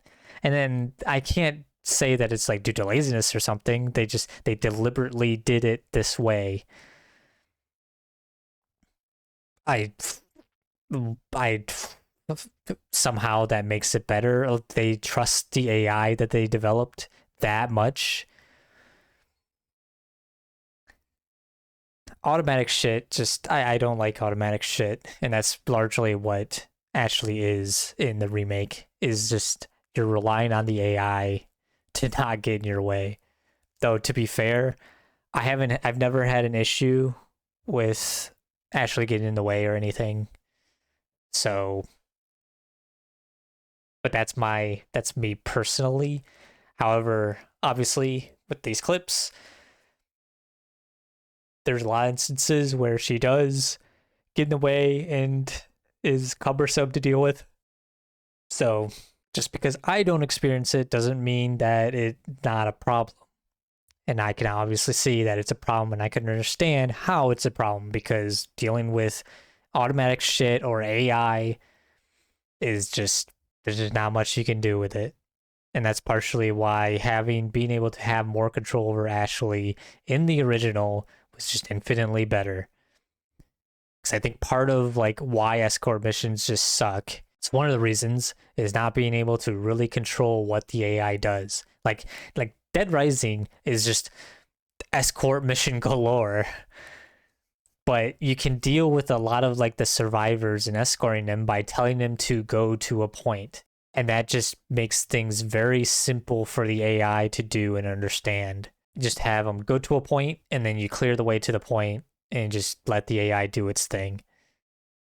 It's kind of metagamey in a way, but you got to work with the AI, just like with the controls with a lot of games. You got to work with it. Even with like the design of some games, you have to meet like halfway and just kind of deal and work with it, because nothing is perfect. There's no AI that's perfect. There's no game design that's perfect, and there's no controls that are perfect. You always have to work with everything, no matter what it is. Whether it's a little bit, you have to work with it a little bit, whatever. Just the nature of things.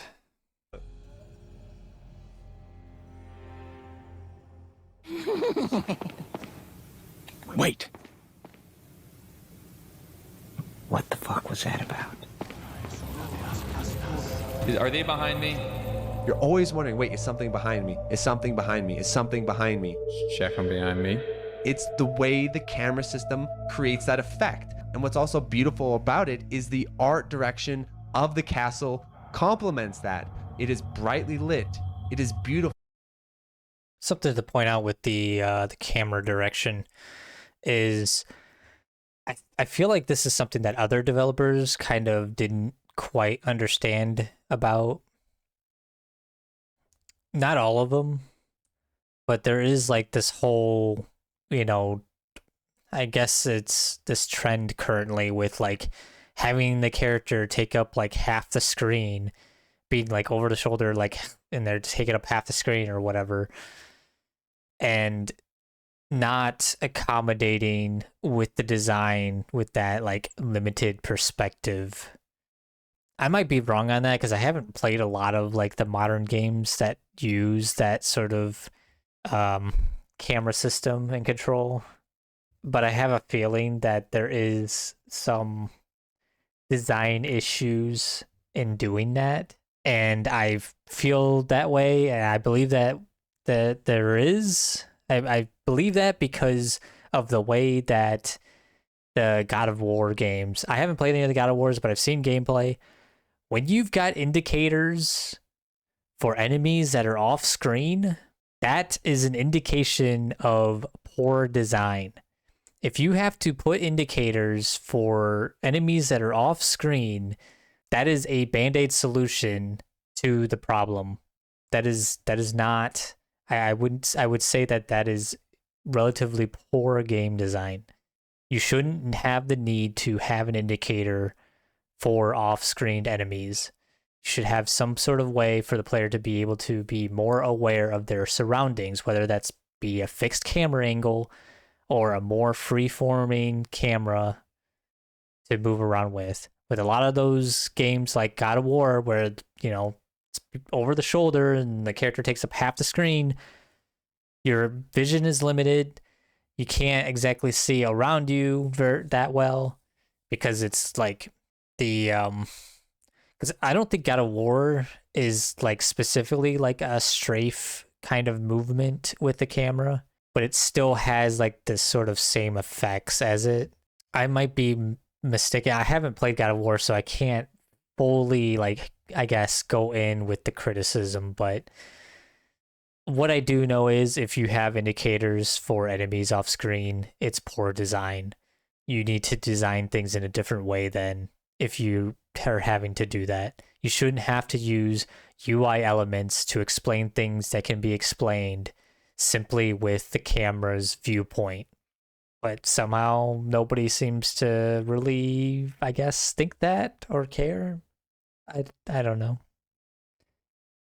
I'm sure somebody has. There's always somebody who has done something, but it is ornate, and yet something's off.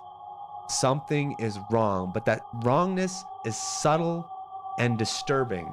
So what do they do with the remake?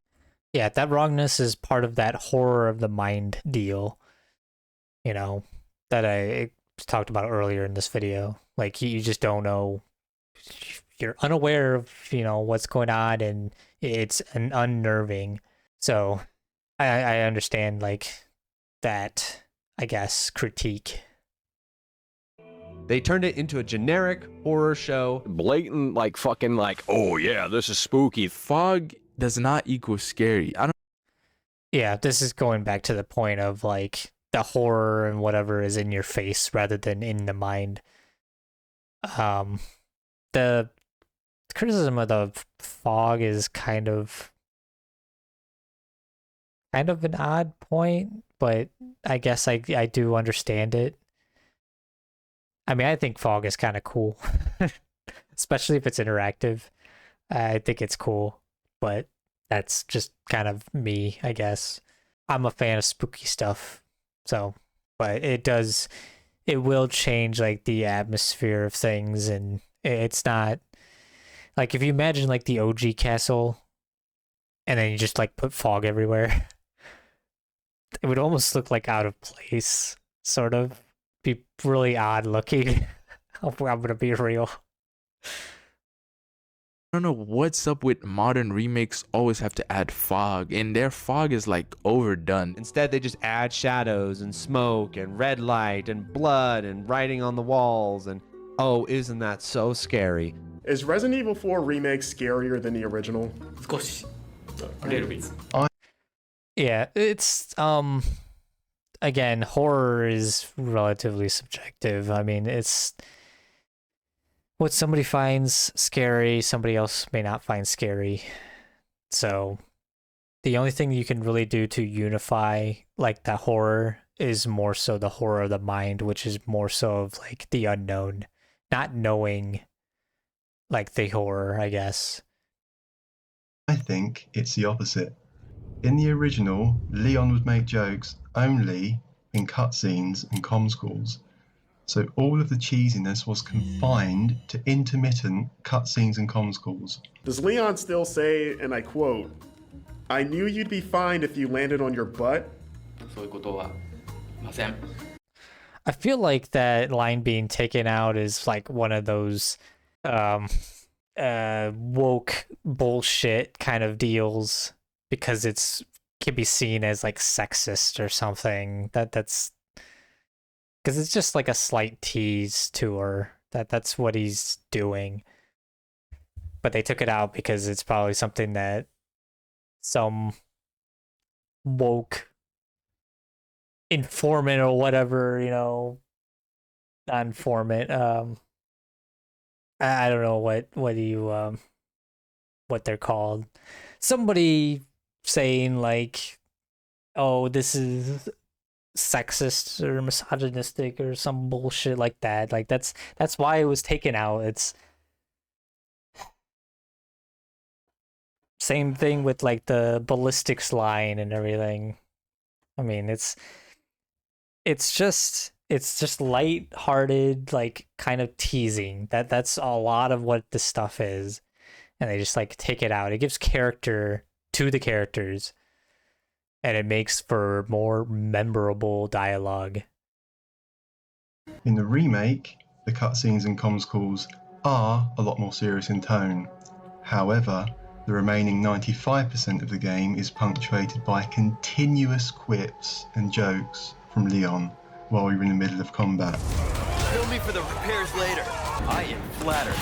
But I'm a one-lady type of guy. Sorry, you're not my type. Watch where you're swinging those things. Guess your tap dancing days are over. God damn, you're a big boy. You got worms too? What? I think people misunderstand this part of the video a lot because right here, you know, you're supposed to be in, you know, you're fighting El Gigante. It's supposed to be, you know, in the fight, being serious or whatever. So when Leon says, you got worms too, and you know, Eris here laughing, well, whatever atmosphere was supposed to be there isn't there anymore because he's laughing. It is now turned into like a humorous endeavor. Like it ruins any kind of atmosphere that can go on. That's largely what this section is about, is keeping whatever cheesiness or whatever to the cutscenes, so that when during gameplay, any sort of like atmosphere with like the creepiness and whatever can, you know, settle into the player. Not to mention, I just hate fucking goddamn characters talking during gameplay. It's just, that shit is annoying. I mean, I played Gears of War and I don't mind it so much because there isn't really trying to be an atmosphere in there. But still, even some of the things that like they say, I don't like, mainly with like the newer Gears of War games, but You got worms too? No food for you. Ah, the entertainment. I guess this is their idea of a warm welcome. Not bad, right? Hi there. You okay? What can I say? Dogs like me. Think you can swallow me whole, huh? You guys are really starting to become a giant pain in my ass. Wow, Ramon, you are really slacking on your pest control. That's your true power? Oh, I'd ask for a refund. Present for you. Jesus. Cuddly bastard. Twisty son of a bitch. yeah, I'm not a fan of characters talking during gameplay. It's kind of annoying. Also, something that I get it. I'll get into it maybe later. My point is that these stupid voice lines undermine the atmosphere completely, and due to their frequency, make getting immersed in the horror practically impossible. Yep, that is exactly it. And it just goes, I'm watching all these reacts to this video, and it just goes over the majority of people's heads that these quips and whatever, as much as, you know, people like it, whatever, but them being contained to the cutscenes is, you know, it's where it should be. That's where it belongs, not during the gameplay where you get the horror atmosphere kind of going on. You're Ramon's lapdog.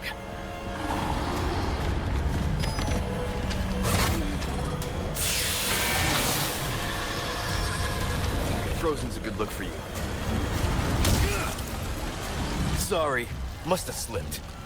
Eat this. Looks like it's gonna take more than that. So we're playing hide and seek, is that it? I mean, that is a lot of lines.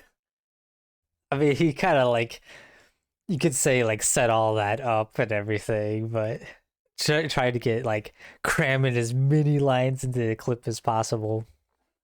But I think the point still stands. Like, characters talking in the middle of gameplay, it will ruin any kind of atmosphere that is established.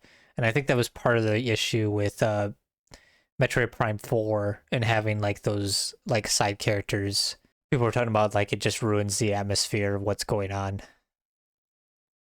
And people who don't understand that, well, I don't know what to say about that. I'm gonna be honest. Maybe you're not as observant as you think you are. I don't know. Oh, there's a window. We can't go through the window? What the hell? But it's got tape on it. I haven't seen any yellow marked barrels yet. Oh, is that yellow jizz or is that just hay? For our game designers, affordance is a great way to communicate to the player what they can interact with or where they can go. It's not a single color that's important. It's using consistent color and shapes in the context of the environment. I get it. Cheer up, Crowbcat. You taking notes? Instead, why don't we literally paint lines in the level that the players can follow, even though it looks absolutely absurd? I don't know what like research and data they found from players, but clearly someone suggested to Capcom like they need more guidance. They get upset when they get lost and frustrated, and then they have a tendency to not continue playing. That's something that I don't understand, because I want to get lost in games. I want to, not understand what is going on, because I feel like a lot of, maybe I've played so many games, like, they kind of get to a point where they're just predictable, and I already know how everything is going to play out before I even get there. So like that's kind of the things that gets me, is like I want to get lost. Like it reminds me of with Code Vein, a lot of people bitched about the I guess the Anne Orlando part. People play Code Vein or look it up, they'll know what I'm talking about. And honestly, I thought, it was fine. That gameplay part was fine. But I think a lot of people, they bitched about it, complained about it, because it wasn't like the best, I guess, design of level, because there was like, it was difficult to navigate because there wasn't a whole lot of like very good landmarks and everything. So it wasn't the best, but I liked getting through it, navigating through it. It was a challenge of navigation, especially the second part of that place. That was much more where you had like much more of like different elevations and towers that you had to like go through and in between. Like it was a challenge of navigation, and I enjoyed it. But yeah, I mean, I got lost trying to get through it and everything. But that's part of the adventure. That's part of, gameplay. It's I don't understand why people don't want that. And maybe I'm alone in that. But I'm also kind of think like whoever they get to like play test these games and everything, don't play games or something along those lines. I don't know. I think whoever's like QAing is not. They should get new people to QA. And that's why Capcom has plastered this game with nothing but the Stanley Parable Adventure Line. I also think that they used a lot of the yellow paint in the remake. I almost feel like it's lazy, that they just were lazy about the design. It should have been pretty evident that they should, if they were to follow like that GDC talk of having subtle ways of guiding the player instead of just putting yellow paint everywhere, which I have a bot in that removes it. When I found out about that, I used that immediately. I don't give a shit. And honestly, the boxes and everything is still relatively noticeable. Like, there are some that I kind of end up missing here and there. And I know I missed that because I'll like double check the area and then notice that the box is there. But I also just feel like that's part of like, you know, having good design is making those boxes noticeable. And if you're going to go and, you know, make it look ugly, part of good design is to make the box noticeable while also blending in with the environment. And just slapping yellow paint on stuff that just makes it not blend in with the environment very well, I think is poor design. That's the criticism that with the yellow paint is. And yeah, some of this stuff is like egregious. They learned their lesson from it, I guess, because it wasn't like that in Requiem. So there's that. They actually made the boxes distinguishable, but still blend in well with the environment. I don't know why they couldn't do that for the remake. Just follow the line. How simple is that? Thanks for the yellow paint. Never would have thought to walk up here. I've seen some dumb sections where it's like, why is the yellow paint there? Like, is the player that stupid? A lot of the times, apparently, yes. And it shouldn't be like this. If people can't put some simple 2 and 2s together, well, then it should just be a learning experience. They should develop an intelligence. There would be a moment to develop some intelligence. But no, instead we got to guide the stupid people to the completion of the game. It's kind of what it amounts to. Fight them off. And these freaking, why say like an objective or something? Just don't. Like, it's much better for things to be figured out than explicitly told. And I hate it with a lot of games now. Being explicitly told things just kind of ruins the fun of figuring them out. Okay. We are aiming to create a Resident Evil 4 that everyone can enjoy. One that everyone can enjoy is one that nobody will enjoy. They obviously didn't make one that everyone can enjoy. So otherwise, videos like this wouldn't be made. So they're making it for a certain audience, and it's the audience of the majority. Because video games have gone mainstream. No, they've been mainstream for at least a decade now. So it's made for the majority, and the majority do not really care about the industry. They don't care for any sort of, I guess, artistic value for things. They don't have a critical eye for things. They just consume. And if you have a problem with whatever they're consuming, then they're going to attack you for being critical of what they're consuming.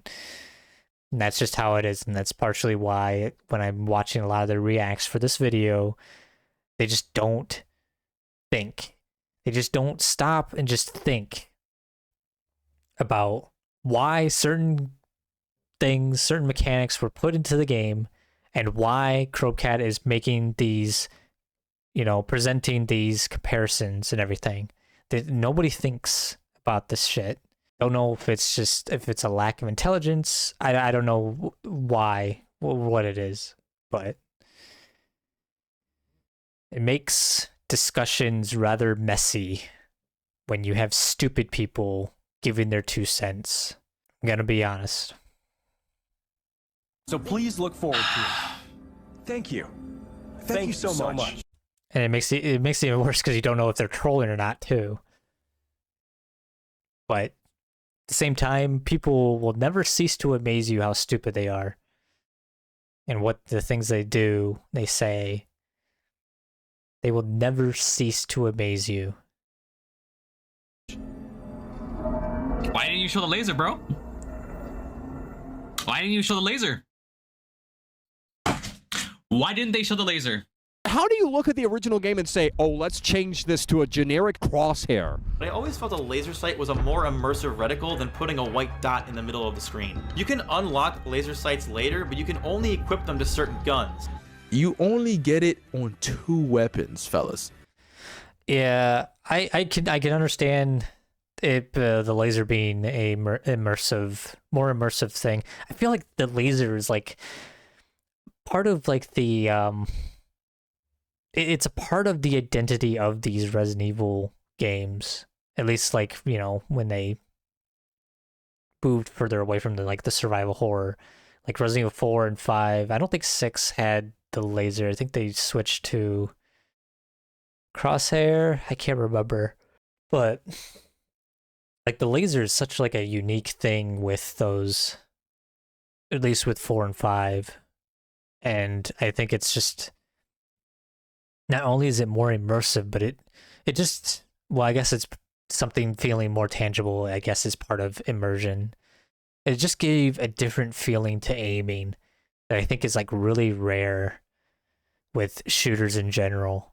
Like a lot of the times it's just moving this crosshair that is a part of the UI over targets and then pressing a button or pulling a trigger. Like they all kind of feel samey.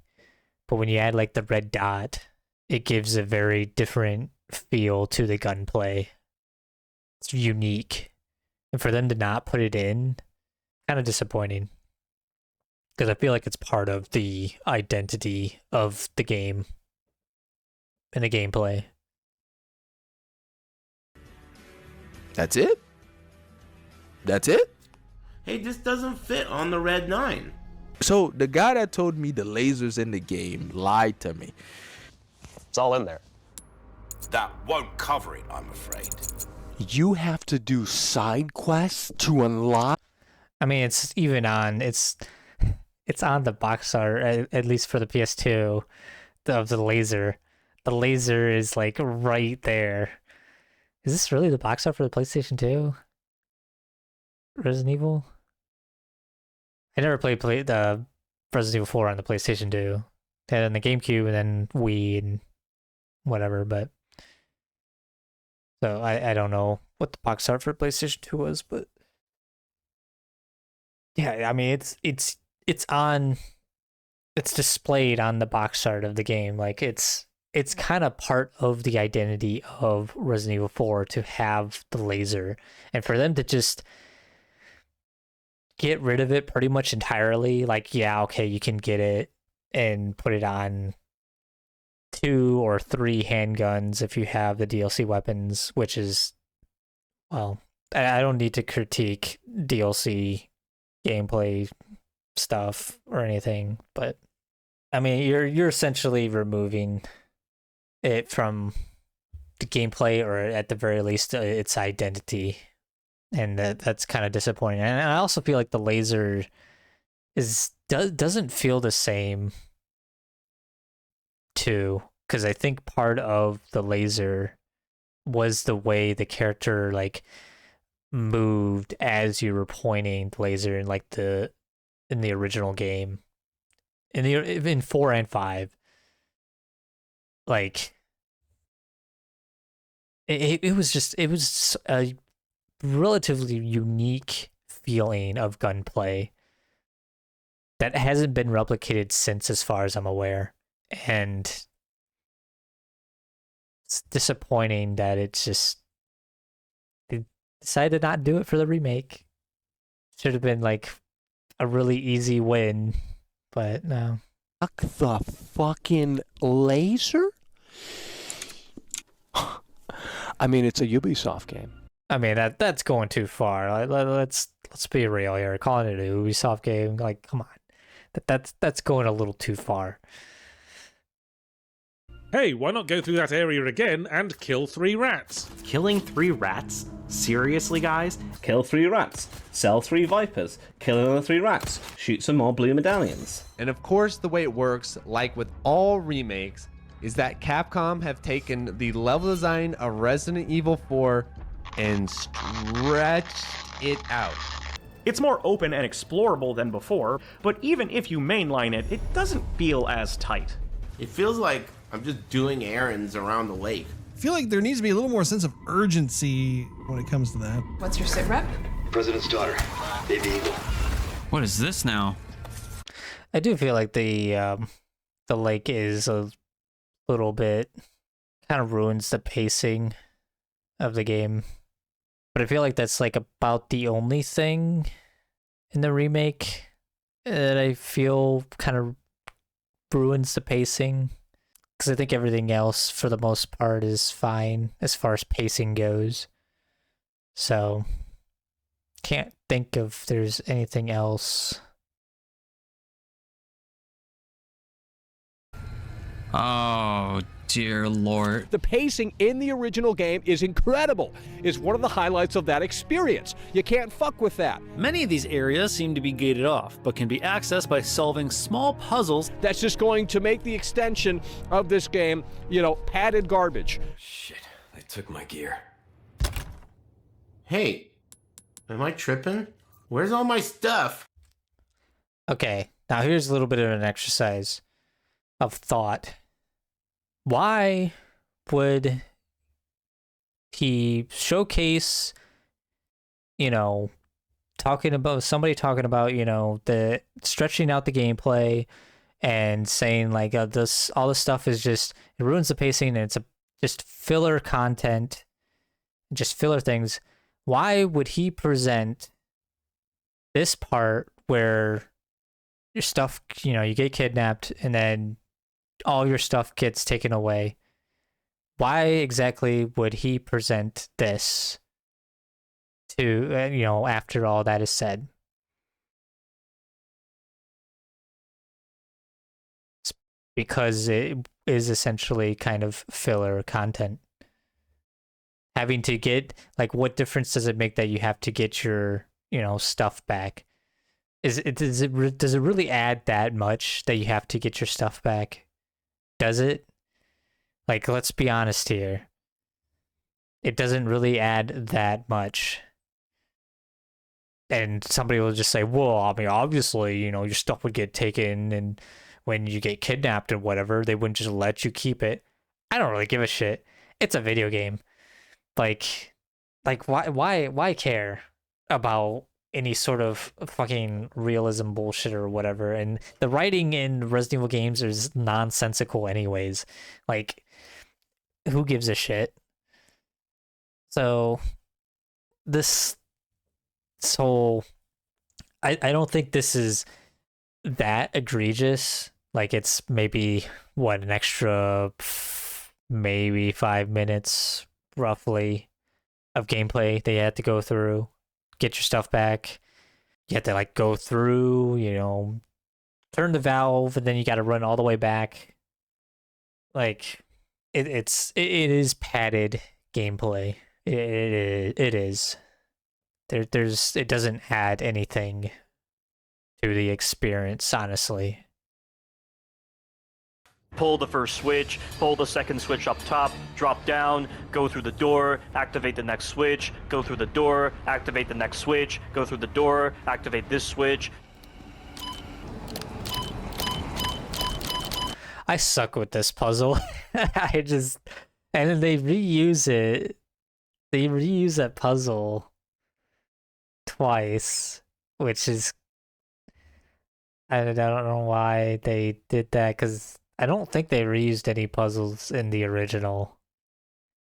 But the puzzles also weren't as like involving as well, so, and it's an action game. More so an action game than a survival horror game. And I understand they were trying to put more survival horror, attempting that I believe that was their intention, was to put more survival horror into, you know, the remaking of the game. But I just don't think it came off as good. So I believe they kind of failed in that regard. I'm not gonna lie, this game is dragging. You have those forced in-game cutscenes and Leon starts moving really fucking slow. Oh, I hate these parts. Or you gotta squeeze through this thing, or you gotta like move that thing like an RE2 remake. This is not a load screen. You think this is a load screen? I'm not 100% sure if these are load screens or not. I wouldn't be surprised if they are, but they are, they do kind of drag the game and the pacing down some, so. You got it? Sorry.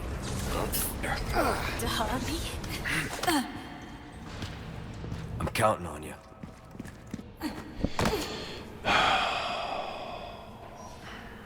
Can we just go? It's open. I owe you one. Oh my god. Oh, no. It sounded like me when I was, you go through, replay the game and you're either trying to like do the challenge of either, speed running it or whatever. And yeah, that's what it feels like. It's just like, God, can we just go? Like, oh God, it's so annoying. No, is this like a fucking section? It is. Forced walk-in chat. Okay, I want to talk about this for a little while because I absolutely hate parts in these games. It's gameplay but not gameplay freaking bullshit in these games. And they're always like these freaking walking sections. So I don't think it's like the first game I played that had it, but I really began to not like them when The Evil Within came out. I had a video and everything made to talk and explain a lot of this, but I just didn't upload it, I guess, and I don't know where it's at because I'm messy with the organization of files. Anyways, so The Evil Within had a lot of these kind of sections, and I absolutely just hated it. And I've been everybody calls them like forced walking sections or, whatever.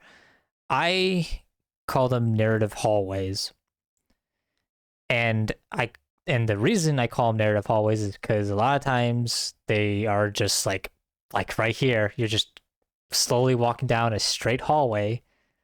And the only reason that they put this in the game is to serve a narrative purpose.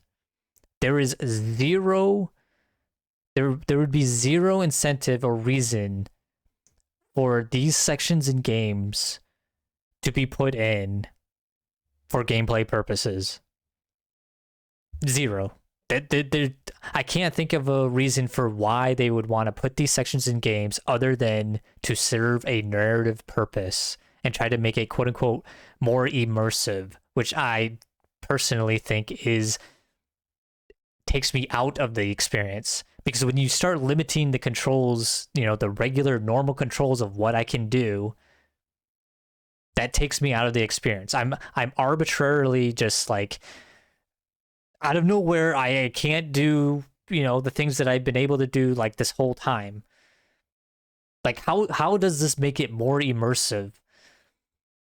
And I don't know of anybody who like enjoys narrative hallways as well. Like it's so baffling to me. Like they keep putting these into Requiem has like these friggin' parts as well.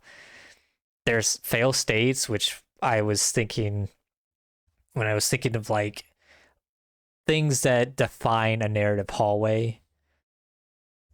I was thinking like the lack of fail state, but Requiem also has them, but they have fail states in them still. But I would still quantify them as narrative hallways, like the orphanage. The orphanage would be a narrative hallway. So I think the purpose of narrative hallways, the elements that makes something a narrative hallway is one, it is put in to primarily for a narrative purpose. If it does not serve a gameplay purpose, then it's for a narrative one. And the other thing is if the regular gameplay is changed, like you can't do a majority of things that you could normally do in gameplay. We all know what in whatever game you're playing, what normal gameplay is like. If that is limited and changed in any capacity, it would be considered a narrative hallway. When you have got no game mechanics going on, I guess that would be like the third thing. If you have no gameplay mechanics going on. Like just walking down this hallway, there's nothing going on. The gameplay is almost non-existent. You can't do anything else but walk, and it's walking extremely slowly. And also, this brings back more of like them padding the game out. It's just more padding. You can't skip it. You can't do anything. I'm surprised there isn't a mod to skip this part, because I find that this is like a blemish on an okay game. It's a blemish on an all right game. Because I do, like I said in the pretty close to the beginning of this video, I do like the remake. But there are things about it that ruin the experience. This is like a major one for me. Is this shitty ass narrative hallway. I absolutely hate narrative hallways. I wish developers would stop putting them in. So, yeah, that's what people could choose to adopt that, whatever. I call them narrative hallways. And I've explained why I call them narrative hallways. And it's just, I absolutely hate them. I think the Evil Within 2 had less of them. I can't even really think of if it even had any, because I think it was like, I think you stayed in like normal gameplay for pretty much all of it, but the first Evil Within had like quite a few of them, and it kind of dragged the game down for me. I didn't like it. And a lot of like these new Resident Evils are kind of doing the same shit. So yeah, I guess if anybody even watches this video again, that's how what I define these moments in games are, as I define them as narrative hallways. They are only put in to serve a narrative purpose. And they're just absent of gameplay, really, like actual gameplay. It's because it's technically still gameplay. You're doing an input, but it's not like the normal, regular, gameplay that you're expecting from it. And I believe it's a way for them to pad out gameplay, like it's done here in the remake. It's not a cutscene, so, you can't skip it because it's not a cutscene, It's gameplay, but it's not really gameplay. Like, this is nothing. This is a bunch of bullshit. And developers need to stop doing it. It's not immersive. Bullshit. It's padding. Load screen, I love you, Ashley section. Damn it. You can't skip it? You're gonna take out the container boss and you're gonna put this shit in, dude? That's not our policy. You have to order something from the lunch menu. I don't want lunch. I want breakfast. Yeah, well, hey, I'm really sorry.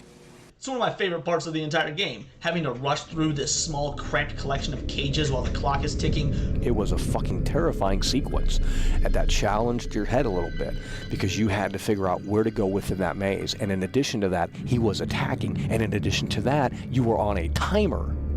So you had 3 things go on at once, and that's why they cut it. It was too difficult. I'm thinking of my... There's a possibility that they removed it because it was too difficult. Because difficulty, dumb people, they don't want difficult games. That's pretty much what it comes down to. When you have to juggle a bunch of different things like that, have like a lot of pressure put on you, then people tend to not enjoy that. That's why a lot of people don't like games that have a timer on them.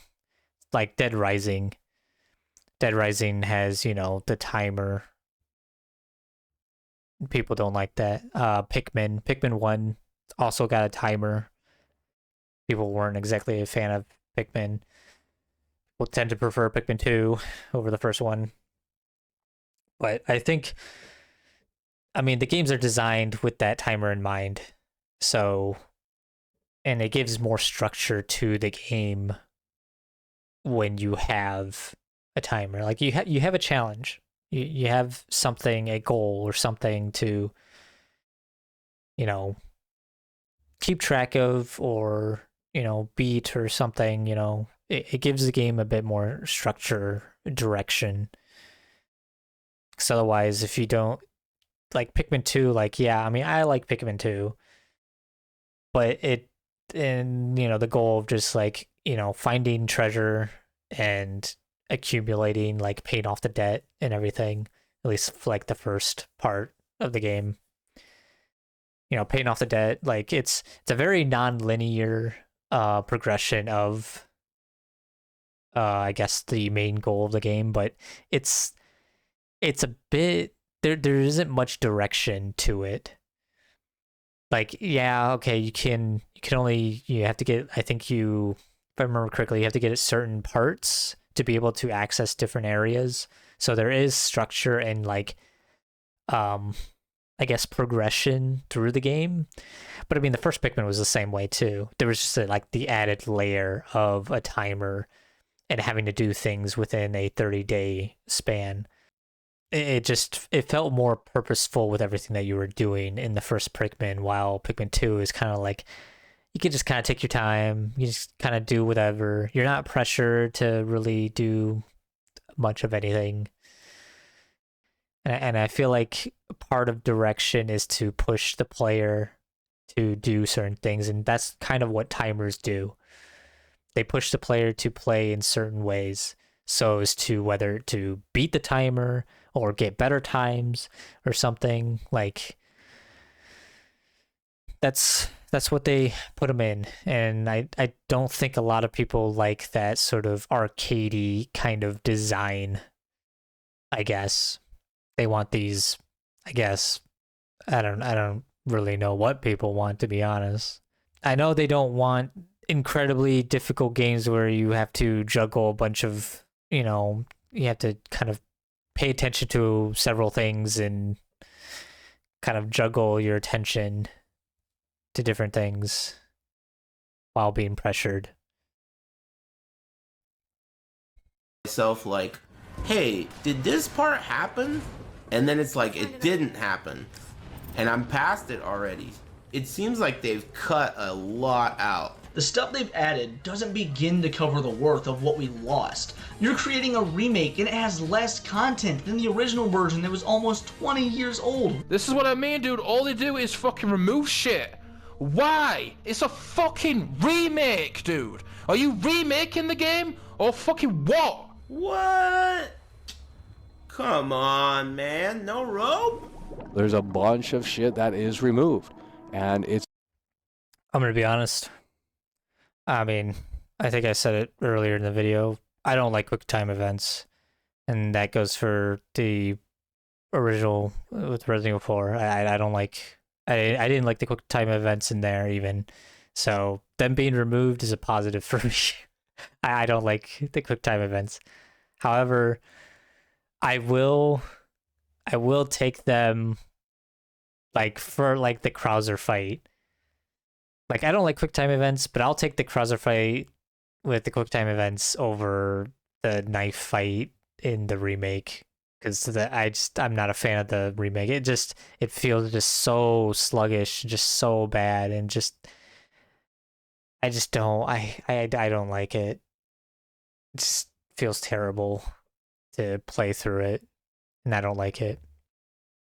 And yeah, like all the other remakes, like Resident Evil 2 Remake was, for the most part, I think, received fairly well. But yeah, they did cut some things from it, that the spark system or the zapping system being probably the biggest one, and like the A and B scenarios just being kind of really half-assed. I mean, they don't make any sense. The A and B scenarios in the remake don't make any sense. So, and there isn't really that big of a difference between the two. Like, the biggest difference is like the beginning, and that's it. Otherwise, the playthroughs are pretty much exactly the same. So it's disappointing. But absence of like the crows and spiders, moth. Yeah. Was the evolved liquors in Resident Evil 2? I guess they would be, because I don't know. I don't think liquors were in 3, so I've played the originals, but I've only played through them a handful of times, so I can say that I've played through them at least twice. I haven't played through the originals as much as like other people. I have played I played through Deadly Silence, the first Resident Evil Deadly Silence, a lot, but never played the PlayStation original Resident Evil. So it's a continued tradition here with these RE Engine remakes. For some reason, I do not see nobody talking about CUD content in this game. To call out Resident Evil 3 Remake CUD content and not call this game out for CUD content, can't help you. they're even missing some things in here too, because of the they have the wrecking ball part, which is changed, but you could just say that the change is them adding in. But the the truck driving part where Ash is like in like the truck and she's got, driving through and you're on the back and like enemies, Ganados, are like running up from behind and trying to jump on. And then there's like parts where you get to like a lift, I believe, and you have to like get off it and then go up top to like hit these 2 switches while there's enemies, and they'll get onto the back of the truck and everything. It's not really a truck because there's like claws or something in the front. I don't know what it's called, but yeah, that part is missing in all these images of like what they cut out, which and some of these things being cut out is pretty disappointing. I don't know. It's just things in the original were just done, I think, just significantly better than in the remake. I can't help you. You can't talk to him? What? Like, if you want to talk about unrealistic, like the Salazar statue and how stupid that played out in the original, that doesn't make sense, right? And then you have this massive roller coaster underground. It is so unrealistic, it's not even fun. Like, okay. It actually just takes you out of the experience because it's like they want to try this grounded approach, which feels like an anti. Yeah, okay, he says it. Like, they're trying to make this more realistic or believable or whatever, and then they go and do the Donkey Kong Country freaking minecart railroad section, which just another thing that I don't like. I didn't sign up for these moments. I took that from I think it was, I want to say it was like a video document for Halo Reach, I think, where they were talking about the section in Reach where you like fly a spaceship, and I think they called it or maybe it was Gears of War, and it was Cliff Blazinski that said it. I can't remember. I took it from somebody else, and I call these moments the parts that I didn't sign up for, which could come up with a better name than that. But yeah, these like on the rails, heavily like altered gameplay sections just kind of blows. Climax, increasingly a scripted Uncharted style Sony set piece rather than an engaging death trap that you have to use real ammo and reflexes to ward off with a horde of chainsaws and ganados dropping. Something that I saw a lot of people with the reacts to this video is they didn't like the U2, is that his name, with the different crates that you had to like go through, the one that they took out probably because it was too difficult. That and this minecart, people just apparently just hated. They do not like those 2 parts. And honestly, I think they're fine. I think they're great. Especially this minecart part. anything that has a twist to the core gameplay, which is what, I guess you could argue both sections are, I think is a positive. And if you can't handle that twist to the gameplay, well, then you haven't mastered the gameplay, really. That's just it. Like they're progression roadblocks. That's essentially what they are. People bitching about these sections and whatever, like, I feel like that kind of tells more about them as a player than the sections themselves. Just gonna put that out there. Because anything that has to do with anything that has to do with the core gameplay and just has a twist on it, I think is good. And that's what more games should be doing instead of putting in, those I didn't sign up for these moments, like the minecart that they put in the minecart part they put in the remake. Like that those suck. That they're not engaging. They're disconnected from the rest of the game and progression. Like they just suck. Directly into your cart. When they approached Capcom to release the original trilogy on PC, This is a bunch of bullshit. Them putting a freaking DRM on freaking a 30-year-old game, just, I don't know why they would do that for the Steam version. Just get tired. Get tired of these companies doing stupid shit. Really do. Like, what is the purpose in that? There's no purpose. There's no actual purpose in them doing that, especially when they don't have a DRM in the GOG. Just fucking dumb. Capcom literally met them with, why would you want the old games when we have the superior remakes? I don't like this mentality that a lot of these developers have too. And Capcom's not the only one, because somebody, is it Aonuma and Nintendo said the same thing about the old Zeldas. Said the same, pretty much the same thing about the older Zeldas, and essentially saying like, why would you go back to a worse experience or whatever? Like, why would you see it as a worse experience? Or maybe it was like more limited gameplay experience. Maybe that was more so what he said. Like, they're just different. Why do people, there seems to be like an issue that people have, is like they always have to like constantly compare things, and they can't just say like something's different. Like, oh, modern controls, they just improved on tank controls. Tank controls are outdated or whatever. No, tank controls are just different. And they're just designed in a way to accommodate a certain kind of, gameplay. You can't just say that it's just different. You have to say it's worse. You have to say it's fixed because they use modern controls instead of tank controls. Like, get the fuck out of here.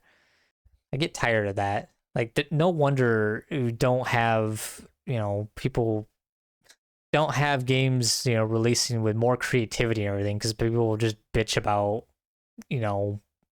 different things. Oh my god, I have to put in effort to learn different controls. Oh my god, I gotta put in effort to learn some weird ass mechanic. Like, just maybe video games just aren't for you then, man. I don't know. I'm just like, huh? They didn't do the Resident Evil 4. Can we please stop hiding the classic Resident Evil title call behind the OG soundtrack swap? Yeah, I agree. Like, this is dumb. This soundtrack swap and putting a price tag on it. I mean, I get the deluxe versions for the remakes, which I kind of feel like I'm part of the problem, but yeah, this shit is dumb. They need to stop doing this. That's DLC though? Pay extra. It's all in there. A little while after the game was released, new DLC was added into the game in the form of purchasable, exclusive upgrade tickets for your weapons in the shop. You have a ticket, do ya? Nice. All the decent attaché cases that are actually worth jack shit are locked behind the deluxe edition DLC that I didn't buy. Unlocks additional treasures that cannot be found with the various treasure maps obtainable in the game. Yeah, this is deluxe edition stuff, which I really don't like the, I really hate pre-order bonuses or deluxe editions that give you advantages in games. I hate those. Those are probably like the worst things. Stuff that's like cosmetic or whatever still sucks, but I don't hate them as much as like ones that give you an edge in games. This shit absolutely sucks, and I wish developers would stop putting them in. It's just it like I feel like it just ruins the experience of the game. It just ruins it. Like, and it also tells me that you don't design the game like are you designing the game in a way that, you know, you would want that stuff in, or is it designed in a way to just, you know, without having that stuff in, and then this is just a bonus and it will just make the game easier. I hate it. I absolutely fucking hate it. Yo, it seems a little OP. Yeah. Way to win. It does point them out to you, but it also just creates new ones that didn't exist before that. That's the pay to win treasure. This one right here. Sapphire, boom. That's an extra 4K that I wouldn't normally have. Like, that's so lame. The Mercenaries mode. Yeah, it is lame. A staple of the Resident Evil franchise was also not included in the game at launch. We had to wait later for an update. When it finally did come out, it was unfinished, as Ada and Wesker were nowhere to be found, and there was one less stage. Waterworld was a huge and elaborate stage, but the docks is just a small square. And this stage is also ripped from the story, where Leon has his final battle with Sadler. Yeah, I was really disappointed that they didn't bring Waterworld into the remake. That was really disappointing. They just put in the last fight arena as the last stage. Just like, why did you delay the Mercenaries mode? Well, that was added in with separate ways, but I feel like the point still stands. Why did they delay it so much?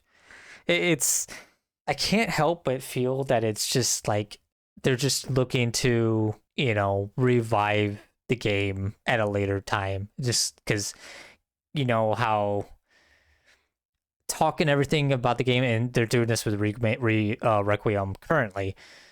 You have the launch, everybody's talking about it, it's on the public mind and everything, and then it dies out. And then you have the update that releases the game mode or whatever, and then you get like a resurgence of, you know, engagement. I guess that's what it is. Engagement. That's what I feel like they're doing. They're just looking to just engage and just like extend that engagement for as long as they possibly can. That's kind of what it feels like to me. You could say that that's rather good or bad, but I'd rather just you know, have the game complete when it releases. That's what I would like. That's just me though. And I'd also want more originality of things too, because even in like this Waterworld, it's not part of the base game. Like, it is an original map for the Mercenaries stage. And they just decided to not bring it back and do it for the remake. And that just kind of sucks. So much for no cut content. I think my favorite thing in this whole fucking game is those bald dudes in the castle that like kidnap Ashley and go like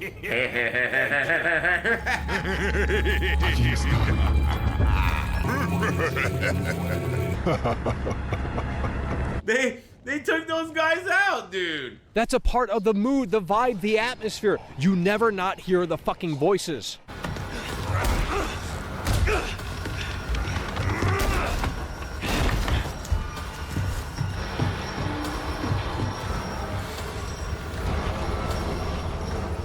Notice that there's no interaction or any talk between the villagers. Oh, you gotta be kidding me.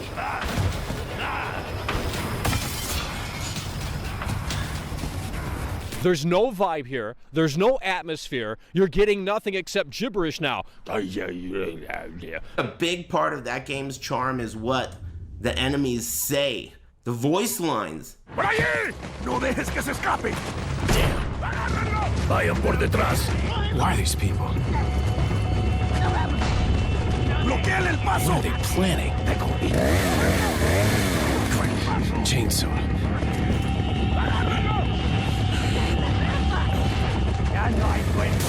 Shit. Te voy a matar. Te voy a matar. This game is so sick, dude.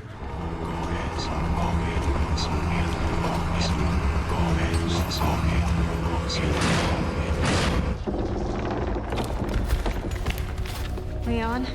Just stay close. Is there a single go hello in this entire section? It's still there. They still have the same quotes, but it seemed less energetic. ¡Un forastero! ¡Ahí está! ¡Agarradlo! ¡Muerte! Where's the energy in the performances? I mean, they're shouting in the original. ¡Un forastero! ¡Ahí está! ¡Agarra! You know what's kind of funny to me? And another thing that watching all those reacts, I didn't notice, or nobody pointed out, is they lessened any like dialogue or whatever with the enemies, which is kind of part of the character of the enemies, the Ganados and everything, is what they say, what they, the noises they make and whatever. And I think that is appropriate during gameplay because that's part of the enemy's character, is what is going on during gameplay. Now, they lessen that with the enemies, but then they increase how much Leon talks during gameplay, which I find to be a bit interesting. So, and I feel like that kind of, I guess it doesn't exactly like ruin the character of Leon at all, but it does kind of diminish things a bit, especially when they don't have him. It's like they did all of like the voice lines of writing and everything for Leon for during gameplay rather than in cutscenes and interactions with other characters, which interactions between characters is what as far as like any narrative in video games go, that's what I enjoy the most in video games. Overall, like stories and narratives, I don't really give a shit about. Like, story in video games is just, I couldn't give any less fucks about. So, interactions between characters, though, I think is pretty entertaining. It gives charm to the game. But, anyways, yeah, so they're kind of lessening the personality of the enemies by not having their voice lines in there and being, or I guess they technically still have them in there, but they're just not as noticeable or energetic or anything. Ahí está. Mátalo. Ahí están. Matando. You're not getting the delivery in these performances anymore. Welcome, stranger. Obey. Obey the voice of our Lord. The blood has accepted the gift. These characters sound like a parody of their former selves. Something that somebody pointed out is that the remake for the characters, the performance of the voice acting, they sound more like I guess realistic people, I guess you could say. More believable, maybe. And they sound very much less like characters. Like the original, like the voice lines of the enemies and characters and everything, they sound like characters. And I think that's the distinction here. And I wonder if that's just kind of like, that was just like an overall like industry change at some point with voice actors.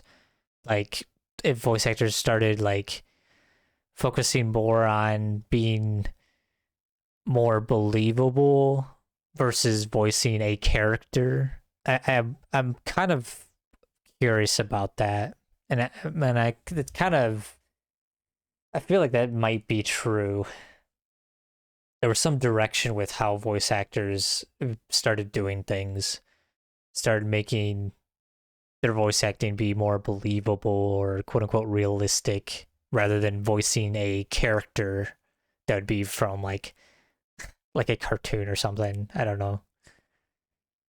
But I thought that was an interesting point. Of course, they were talking about it in the other way and saying like this new direction that they do for the remakes or whatever is better, which I don't think it really is. It's kind of the same deal with the graphics and pushing for fidelity. I don't think pushing for fidelity. I think it's better to push more for art styles rather than graphical fidelity. And I think the same thing is true for something like voice acting.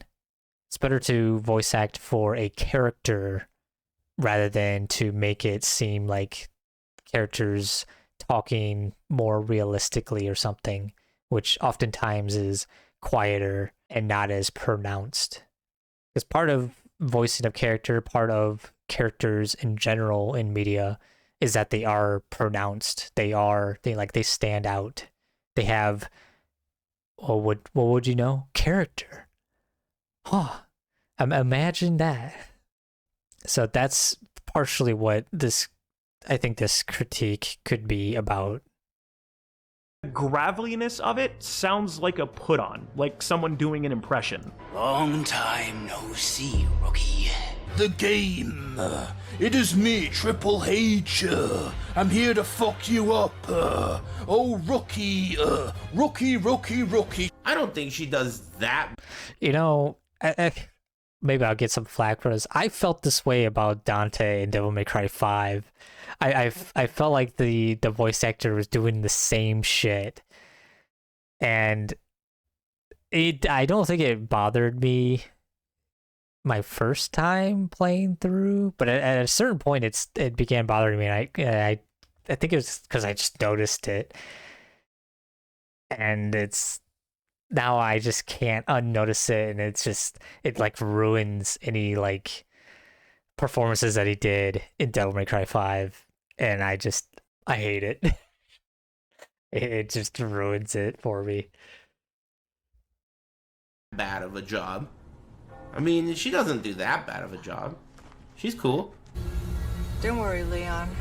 First time through. She sounds awful, dude. Don't keep them waiting. Wow. Pull yourself together, Luis. Her voice? Make more. You know how, just do it. I don't know what they were thinking. Sometimes I don't think I need to say anything about Ada's voice acting. some actors totally like fuck up their auditions, but if I feel the vibe is right and I can work with them, I'll go for that one rather than someone who did a perfect read, but I can feel like he's an asshole or she's an asshole. I wouldn't believe what this guy says. I'm gonna be honest. I don't think he's being genuine with what he's saying here. I think there's some, I don't know what it is. Something, I guess you could say politics going on behind the scenes. That's what I think. I think what he's saying is a bunch of bullshit. I don't believe what he's saying is true.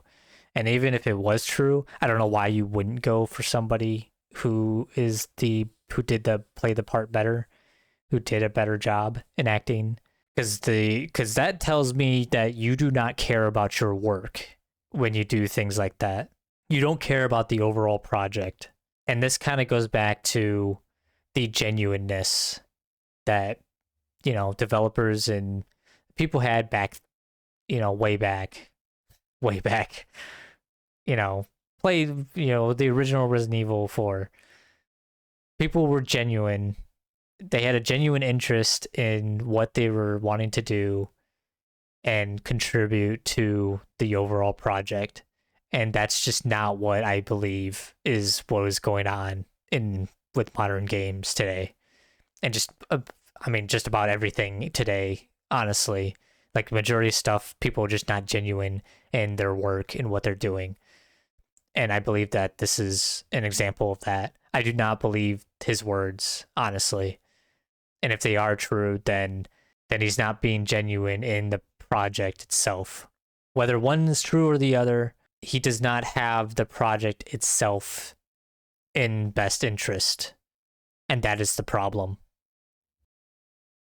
Capcom keeps going the cheapest route possible for the English voiceover. And you might be wondering, well, how do you know this? It's because the old voice actress of Claire Redfield, Allison Court, she actually did an interview with a YouTube channel called Residents of Evil, where she talked about this whole process. Were you already in the union back there? And when did the union come about? I was union. I've always been union. You always, since the very beginning. So all of these fans who are like, well, it was your fault for joining a union and demanding more money, it's like, guys, get a grip. Mr. Kennedy, Mr. Kennedy. This George Washington looking fuck is not cool. He doesn't give me this fucking awesome vibe like in the original where he was like, you know, he has that little laugh before you meet him and it marinates. Leon doesn't even meet Sadler until near the end of the game, and he only meets with Salazar 3 times before the boss fight with him. This causes Leon, Salazar, and Sadler all to suffer as characters because Leon isn't in communications with them throughout the game. When he's beaten. It's pretty self-explanatory, yeah. I mean, when the main character Leon, he's not interacting with enemies at all. Like they don't have much of a presence at all. Like, I think a good example of like good villains done well, Banjo-Kazooie. I think there's a pretty good comparison that you can be done just between Banjo-Kazooie and Banjo-Tooie, because Banjo-Kazooie, you know, Gruntilda has a very good presence kind of throughout the game. She, you know, says things and, you know, she always has like a presence going on, and you're always you're reminded of like your goal is to beat the witch, to go, you know, to the top of the layer and beat the witch, to beat her. And that's just like the presence and like the overall, I guess, showcase of the antagonist is just absent in the remake. Even in like the original Resident Evil 4, like Sadler pops up pretty early on, and you don't really see him until like after the castle, I think. Oh no, he kills Luis and then pops up more after the castle. But he still has like a presence. Like he pops up here and there pretty much. And there's some sort of interaction between Leon and him. And that's just like overall just missing in the remake. Like it's just non-existent. I almost thought that something was missing. And that's the entire game. Like, these villains don't feel like villains and shit. You'll face severe consequences. I have absolute control. In the original, whenever he had a monologue, I was like, dude, I love this guy so much, but I can't wait to kill him type of thing. The Los Illuminados jack Leon's comms, and throughout the game, taunt him, make life generally difficult for him, and inject much-needed character moments into the game and expand on all 3 of these characters further. Oh, Bruce, you're breaking up. Is Salazar about to hijack it? Damn it. So much for that. Maybe just jamming it. Okay, no hijack yet. All you get is 50 seconds of Salazar talking through the castle's intercom. Which I'm sure somebody knows about this, because, you know, everybody. I always shoot the the megaphone on the intercom. I always shoot it because if you shoot it, it interrupts his dialogue and he just stops immediately. I don't know. I assume they, you know, it's done on purpose because it's kind of like a callback to the original when Leon, you know, he shoots megaphone because Salazar, he's like listening for, you know, Leon to have been impaled. Instead, he like shoots it.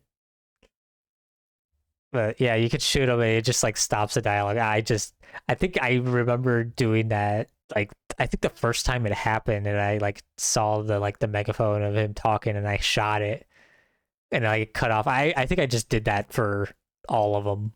So, and I think I do that like with every playthrough of the game that I did. But yeah, there's no interaction between Leon or Salazar at all with these conversations. Just Salazar talking. It's a better.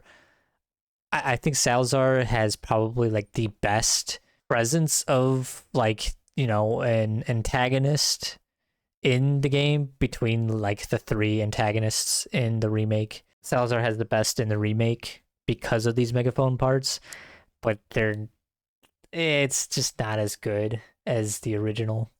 The original is still overall better because it not only gives presence to Salazar as an antagonist, but Leon also does more interactions, dialogue with Salazar. And you get more character built up, more character interactions, which is something I like and enjoy. I feel like it's just character interactions just completely missing in the remake. And there's just nothing... I feel like there's just nothing salvageable with like the narrative or anything in the remake, even though it's like identical to the original. It's just overall worse for me. People will talk about like, oh, Lewis is like expanded on and is better in the remake, or Krauser is better in the remake than the original. I think it's just, I think they're pretty meh. I think overall narratively the remake sucks. Like, Lewis wasn't supposed to be like a major kind of character to begin with. That's just what non-major characters are. They're not supposed to be like, I guess, expanded upon. Like, they're not supposed to have much of a presence. And that's it. Stage is set for the final All of it just reminds me of RE8 again. I'm sure you're getting tired of RE8, but it's true. I feel like that's a little bit of a stretch. I think those blotches can drop down at anywhere on the arena, while in Village that was primarily to cut off certain pathways. I mean, you can argue like right here it blocks the pathway on the top of the staircase, but I think those can drop like anywhere, and it also doesn't take multiple shots to destroy them. I think it's a bit of a stretch to say that they're the same thing. I'm gonna be real. God damn you!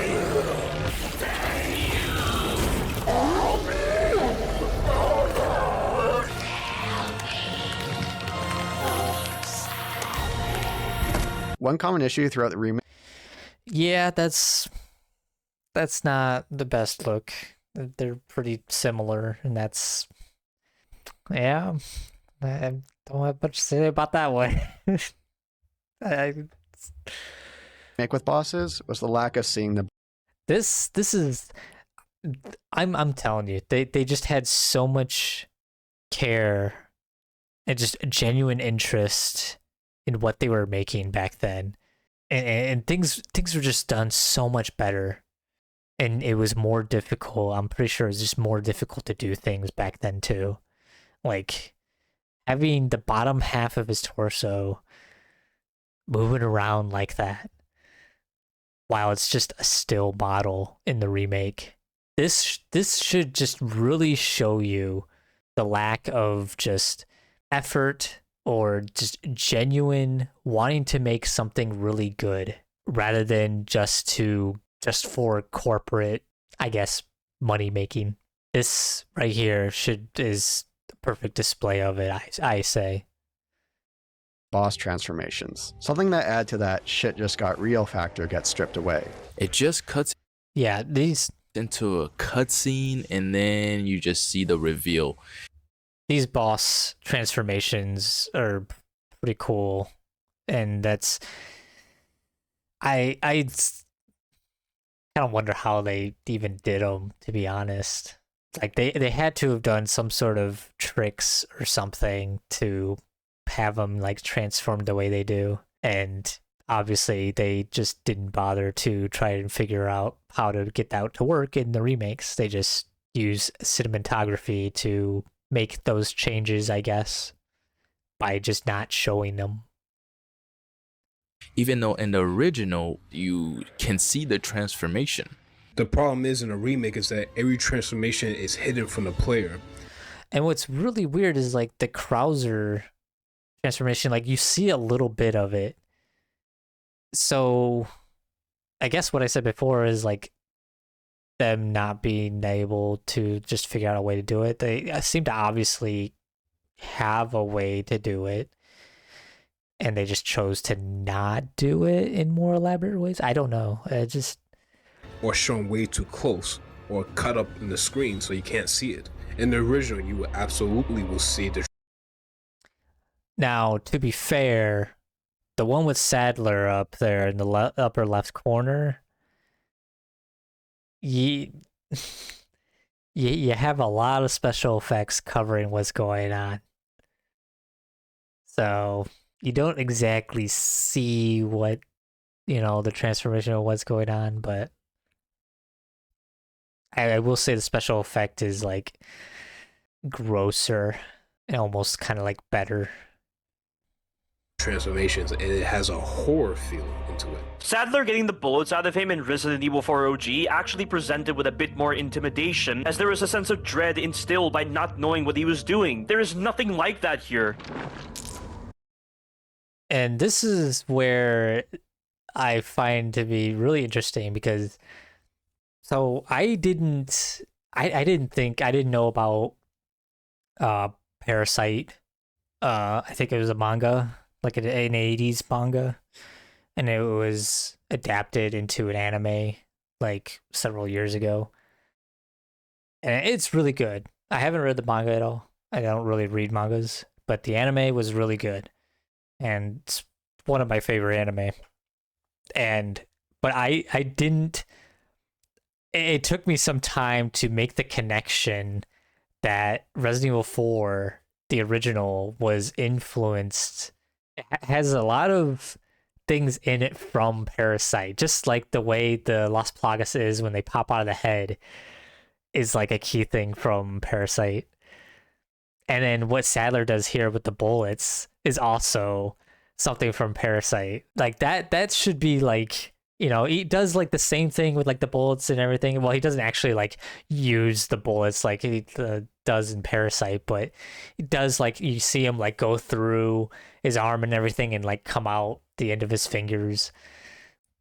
So that scene, I'm assuming, is like what Sadler does with the bullets is from like Parasite. The original Resident Evil 4, I think, had a lot of influence. Parasite influenced it quite a bit. But then with this remake, it's like there are some things like with the Parasites where they come out of the head, the Las Plagas. Like that's kind of, you can't really just like do that badly, I guess. So it's kind of whatever. But here with Sadler with the bullets, they don't really do anything to even like resemble that scene at all. Like the whole thing with the bullets moving through, like you see him going through like the skin and everything, and then like jumping out, popping out of the fingertips, like, and that the whole thing in the original with the scene was to, in some way, kind of reference that scene in Parasite, and they don't do it in the remake. So I feel like it's not very respectful to the source material, even though it is something that I believe is like, a scene that is a reference or influence to or from like something else. I just don't think like it's something that I feel like it should be respected in some way, and I don't think they do that.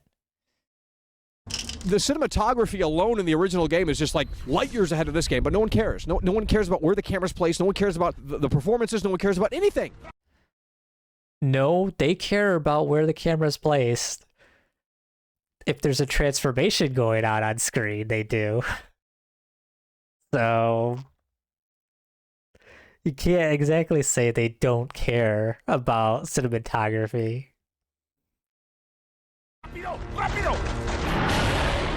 We spent a lot of time and effort in making the total finished product, especially the cutscenes, where new enemies are introduced, and that really comes out in the camera work.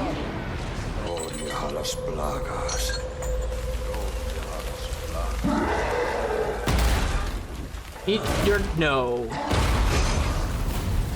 He just comes out of the door? Where's the buildup? And I'm not saying this is literal shit, but it's certainly, in my opinion, is not a fucking 10 out of 10. Yeah, the build-up for the El Gigante is a little... Like, I understand. There's still, like, a little bit of build-up when he's, like, breaking through the door. But it's not the same as the original. Not even close. Because the original, you see not only, you know... not only is there a build-up of, like, the reveal. I guess you could say the remake only has a build-up of a reveal. And the original has not only a build-up of a reveal, but it also has a showcase of the strength and the danger of the El Gigante. So, remake doesn't do that at all. It just has a build-up to a reveal of it, and that's it. Like, you don't... It's just a giant, you know... It's just a giant. That's it. That's all that you get as far as, like... the dangers of it. And then now that I'm thinking about like the original cutscene, it's like now I'm more upset about it, because in the original cutscene, when like all those Ganados are like bringing them out and everything, and then El Gigante comes out and he starts like killing them all and everything, throwing them stuff, and it's almost like the El Gigante is like, I don't want to say like having fun, because he doesn't really express that. But then he goes and takes a swing like at Leon and he dodges it. And he gets upset that Leon dodged his punch. Like, and then it's just like, oh, okay, like it's a throwdown now and you're thrown down with a freaking giant. Like, and that kind of thing is just, it's completely absent in the remake. Just completely absent. Like the El Gigante has like a bit of character in the cutscene of the original. I don't. These journalists, these people that glaze the fuck out of the remake, I heavily question their eyes for critiquing things. I don't think they're very good critics, and yet they're treated as such. That night came the honeymoon.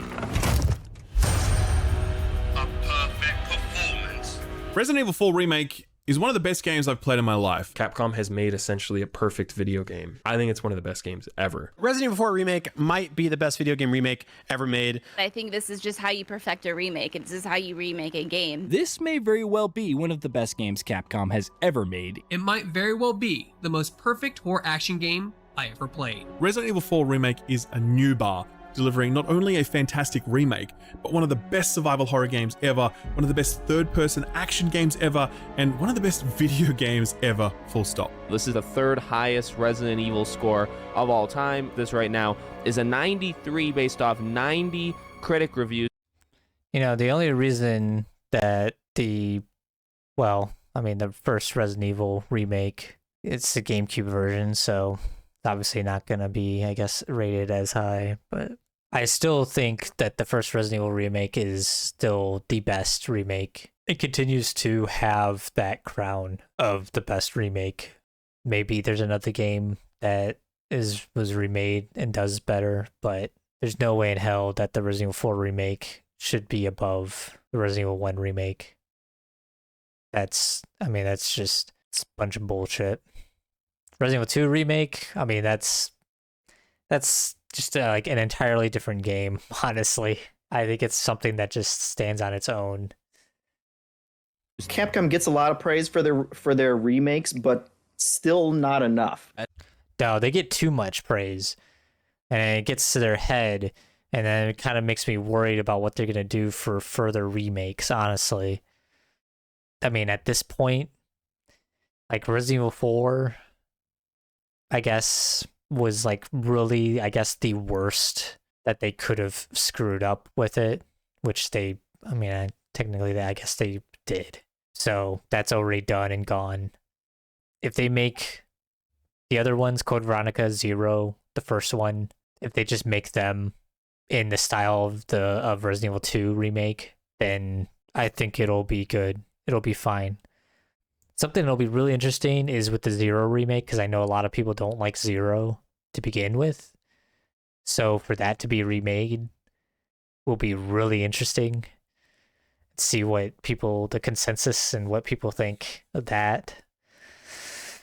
But yeah, Resident Evil 4 was like the one that I figured was gonna be like the most challenging. Of course, I mean, they managed to fuck the Resident Evil 3 remake up hard, so I guess there's still a bit of worry there, but something tells me that they aren't going to make that same mistake.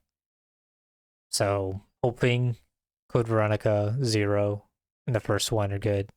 Resident Evil 5 remake, I mean, there's nothing that they could really do to, I guess. I don't think if they remake 5, I don't think they'll ruin it, because it's not as liked, or as I don't know how to explain it. I mean, 4 is the favorite of many, and it's probably the one that is replayed the most by many. And it's something that I think has a bit of a delicate brush to it as well. Resident Evil 5, I don't think really had a delicate brush to it. I feel it was a bit of like that transition to a more, I guess, corporate. I mean, that whole generation honestly was a bit like a transferring to a more corporate industry, I suppose. It became a lot less about the artisticness of video games and wanting to genuinely make something good, and became more about just money making. This remake, I think, is 20 times better than the original. It's 100 times better. I'll never touch the original again. That is just, ask me how I know that he probably eats shit all the time. This game is dang near perfect. Rebuilt, refined, and realized to the full limits of its enormous potential. Final score, 10 out of 10. They remade a game and they fucking honored it.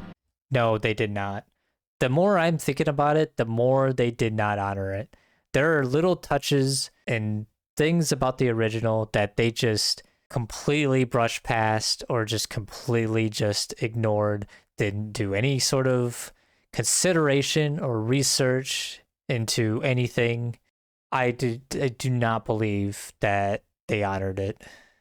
Is it still an enjoyable, good game? I would say so, yeah. But for it to be better than the original, you are out of your fucking mind. Gonna be real. They took RE4, they respected everything about it. No, as I just said, no, they did not. They did not respect everything about it. This is just a bunch of bullshit glazing, is what this is. And it's just as good or better, in my opinion. And yeah, the Soul versus Soulless can eat my... I could see maybe just as good or worse, but just as good as better, I think, is quite the stretch. Ass out with a spoon. How about thime apples? Crowbcat darkened the audio levels of the RE4 Remake! Now, I think I only watched the Soul vs. Soulless comparison once when it released, and I don't think I watched it again. So I don't remember everything about it. The thing that's the most pronounced from it is the audio thing, but as you will point out here, that the audio of the game is overall low. And I think partially the reason why it's so low and the reason why like the music in a lot of these games is not done so well, like the safe room music for a lot of the games. The remixes are barely remixes. Like it's barely there. Like it's got no presence at all. And I feel like they do a lot of this stuff just to make the game more quote unquote immersive, because you're not technically supposed to be listening to music or whatever. That's kind of why I think. And did I say the volume of everything being low is also part of it being realistic? I don't know. That's kind of what I'm thinking it all is. It's meant to be more atmospheric, and it just kind of overall turns out to just not have much of a presence at all and just kind of sucks. Something was off when I watched this video. And he did turn down the ambient sound. He did factually do that. Turn the volume up, pendejo. Should I do that in-game? Audio. Oh, it's already maximum. All right, I agree with you. So I'm gonna turn it up. I mean, it's already, I'll just put it on 100. How far could he have gone? Give me also 1 second. I'm gonna pause. I want to turn up the audio slightly. It feels, oh, I can't. You should just boost, just put the master volume at the highest right now, because people are still saying it's a little quiet, but it got better. It is. When we increase It's all the way. Oh, it's already, oh, okay, great. There's sound effects. So, okay. Yeah, you could put everything up, I guess. If game volume needs to be turned up, let me know. It might be a little low compared to Fatal Frame. Let me look in the game menu, actually. That may be better. Is everything jacked? Yeah, it is. Is the game audio low?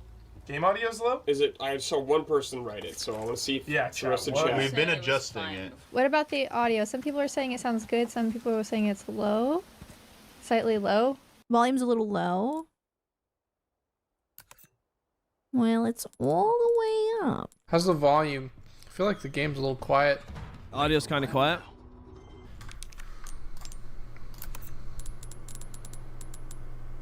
Let's go to audio.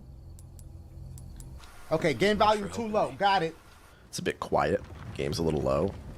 Make it a little louder. I upped the game volume by 5 decibels. Let me know if I need to do more. The game audio is maxed out. I can't turn it up any higher. I could check in game. Yeah, let me see if I can raise up the volume. Audio, nope. Okay, so I have it as loud as it can be. It's just quiet, guys. Like I even had to raise up my goddamn TV, and it's still fucking quiet. Audio's too quiet. This game is actually quite quiet. So the wind is down here, but then when there's the gunshot, that's right up at the top. All over social media, I just saw post after post after post. The comment section under this video is pretty ugly, to put it lightly. Resident Evil 4 Remake is a masterpiece. You are worsening the gaming culture. He changed the title of the video. He has no integrity. I fail to understand what changing the title of a video, like how you exactly lose integrity in doing that. Like it's honestly like it's just the title of a video. I don't know. People get funny about things, some the stupidest freaking things sometimes, and also try to make things up that matter when they really don't. I don't know. I'm disappointed in Crowbcat. He could have gone after the other shitty buggy games everyone else already covered, but he instead dared to cover the peakiest peak that is Resident Evil 4 Remake. God, you are just the most unlikable, angry old man I've ever seen. You're sitting here daydreaming about your old-ass PS2 game while being angry about something that's almost universally loved. I think this is missing the point a bit. because I mean, there's a possibility that, you know, Crowbcat, everybody who's critical of the remake might still like the remake and think it's enjoyable. But part of being, you know, critical of something, being a critic, is to point these things out. And I get the feeling that people don't like the idea of people pointing things out and they think, oh my god, they absolutely hate everything about it because they're pointing so many things out and being critical of it. Well, I mean, if they're pointing things out and being critical of things, I feel like that's, you know, they partially like the thing and they have reasons to point out and be critical of those things. I don't think that necessarily means that they absolutely hate the thing and it's like the worst thing in the world, because honestly, compared to a lot of other games and a lot of comparisons to other games, like the remakes are honestly pretty good games. It's a similar thing with Dark Souls 2. Everybody shits on Dark Souls 2 and say like, oh my god, it's like the worst thing ever, but like comparison to other games, it's actually like a good game. It's just Dark Souls 2 is compared to the other games of the series of or other From Software games, and it pales in comparison to them. So people are, you know, they shit on it and whatever. But I don't know, maybe people actually do hate Dark Souls 2, but I assume to think that, you know, people still like Dark Souls 2, but they shit on it because it's the worst of the From Software games. So, but people get funny when you start critiquing things that they like, and what, we're supposed to just not critique things? I mean, that's kind of partially how things get better, is through critiquing them. So if you're critiquing remakes, you would hope that they would get better with the remakes as it goes on.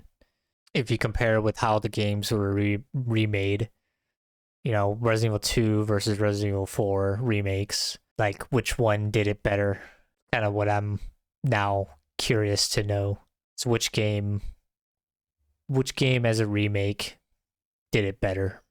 But I guess maybe that's a bit difficult because 2 remake deviates from the original by quite a bit.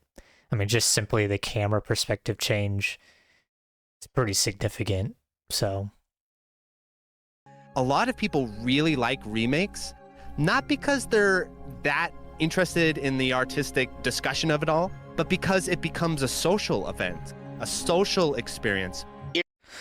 Well, I mean, every new release of a game technically is a social, you know, event or a social experience, but it's about what people prioritize with it. And a lot of people probably unknowingly prioritize that social part of like a new release. Like you hear people talking about like midnight launches for games and stuff, and like, yeah, I mean, it was neat to go to midnight launches, and you know, you meet other people that are, you know, share the same interest as you and everything. You're talking about like either the previous game of the series that you're playing, or like what you're expecting or hoping for the game that you all came there to pick up at midnight. Like it was neat. It was nice, but the core thing and what is still, you know, genuinely like the most is being able to get the game early and playing it, like playing the shit out of it that night. Like that was the core thing about it. Like as soon as the midnight came, you get to the counter or you get your number and you just get your copy and you bounce, you get out just so you can start playing it. That's the difference, is what people prioritize with a new launch. Do they prioritize the social event of it, or are they prioritizing the genuine interest in the new game release? And I think people more and more prioritize the social aspect and event of it rather than the actual game itself. And I think that because if people are actually enjoy like the game itself, like genuinely, then I would also think that they would also be a bit more critical of it as well. And the majority of people just aren't. But at the same time, most people aren't critics or have a critical eye anyways. It really does feel like people really are putting Capcom specifically on a pedestal, right? They really are pretending these Resident Evil remakes are some of the best games ever made. And, you know, the truth of the matter is that a lot of people haven't played the original. I mean, unless you're a boomer. That's just the reality of the situation. Most people haven't played the original, and they're not going to go back to it. I haven't played the original. I never played the original. I didn't play the original. I never played the original. I didn't play the original. I didn't play the original. It's that time. It's time to lower this one 6 feet under and say, well, it is what it is. From now on, when I say Resident Evil 4, now I have to say Resident Evil 4, the original, released on the GameCube. Well, I wouldn't go that far, but I've been doing it this whole video because when I'm meaning the original, I'm saying Resident Evil 4 original. So yeah, I mean that is true. But at the same time, I'm also, when I talk about the remake, I'm saying the remake or the Resident Evil 4 remake. So I'm not saying just Resident Evil 4, really. I'm sure I probably said it maybe a couple times, but I'm mostly, it's all just for clarification and everything. So it was cool, but forgettable. And that's probably the best way to put the remake, is that, yeah, I mean, it was cool. It was good, but it was forgettable. And we'll see in another 10 years if people really remember it or think about it like people still do with, you know, Resident Evil 4, the original.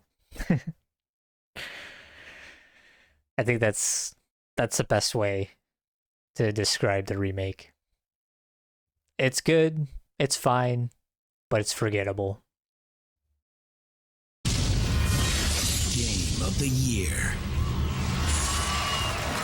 And look at the lineup of games. Like Call of Duty 2 at the time, I think was pretty. I think it was maybe not so much, because Call of Duty really didn't catch on until 4. But I mean, you have God of War, World of Warcraft was a big deal back then. Fear is a little iffy, but like this lineup it's quite the lineup. And for Resident Evil 4 to win Game of the Year, that should say something, honestly. Like that should really show people who are unaware that Resident Evil 4 was a pretty significant deal back then. And the winner is Resident Evil 4. Accepting on behalf of Resident Evil 4 is producer Hiroyuki Kobayashi.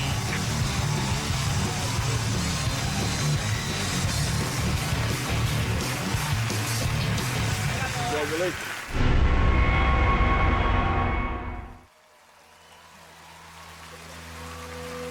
That's what we live for. We have to act now, and one of the things we're doing is making original games.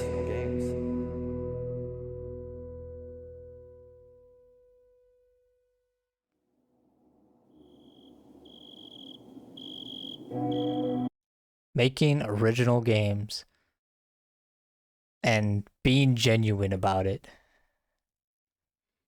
Honestly, to make original games, you have to be genuine about it.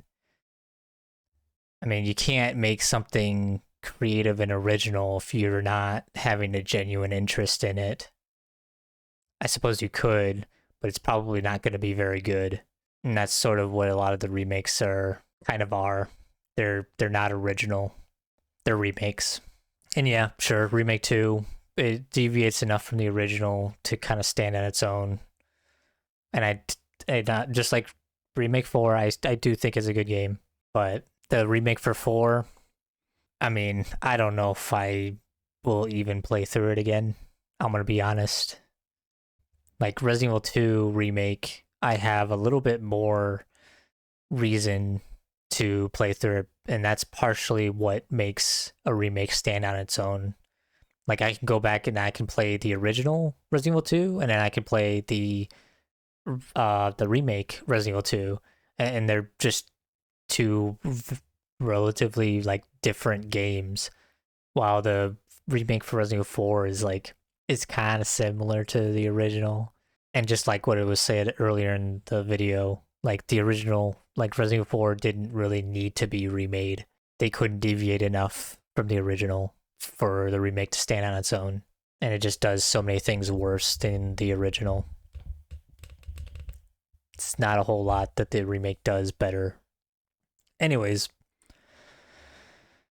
that's about it for the end of the video. It's a long one, but I mean, I watching a lot of reacts for this video, and I had to make my own because there's a lot of people that miss the point in a lot of things, comparisons of things, why certain things are brought up, and I just sit here thinking, what the hell are people thinking? Like, do they think? I don't know. So I had to get my 2 cents out there, and anybody who does watch it all the way to the end, I hope you appreciate those 2 cents, because in this economy, you can't spare cents, you know. Bad jokes aside, I could talk about other games like Requiem, and not even just Resident Evil 2, but other games as well. But I might make a video on Requiem, who knows? I don't know. Don't even know if this is gonna really get watched. So, but if you got to the end of it, got to the end of the video, thanks for listening all the way through. And I'll see you. Hopefully.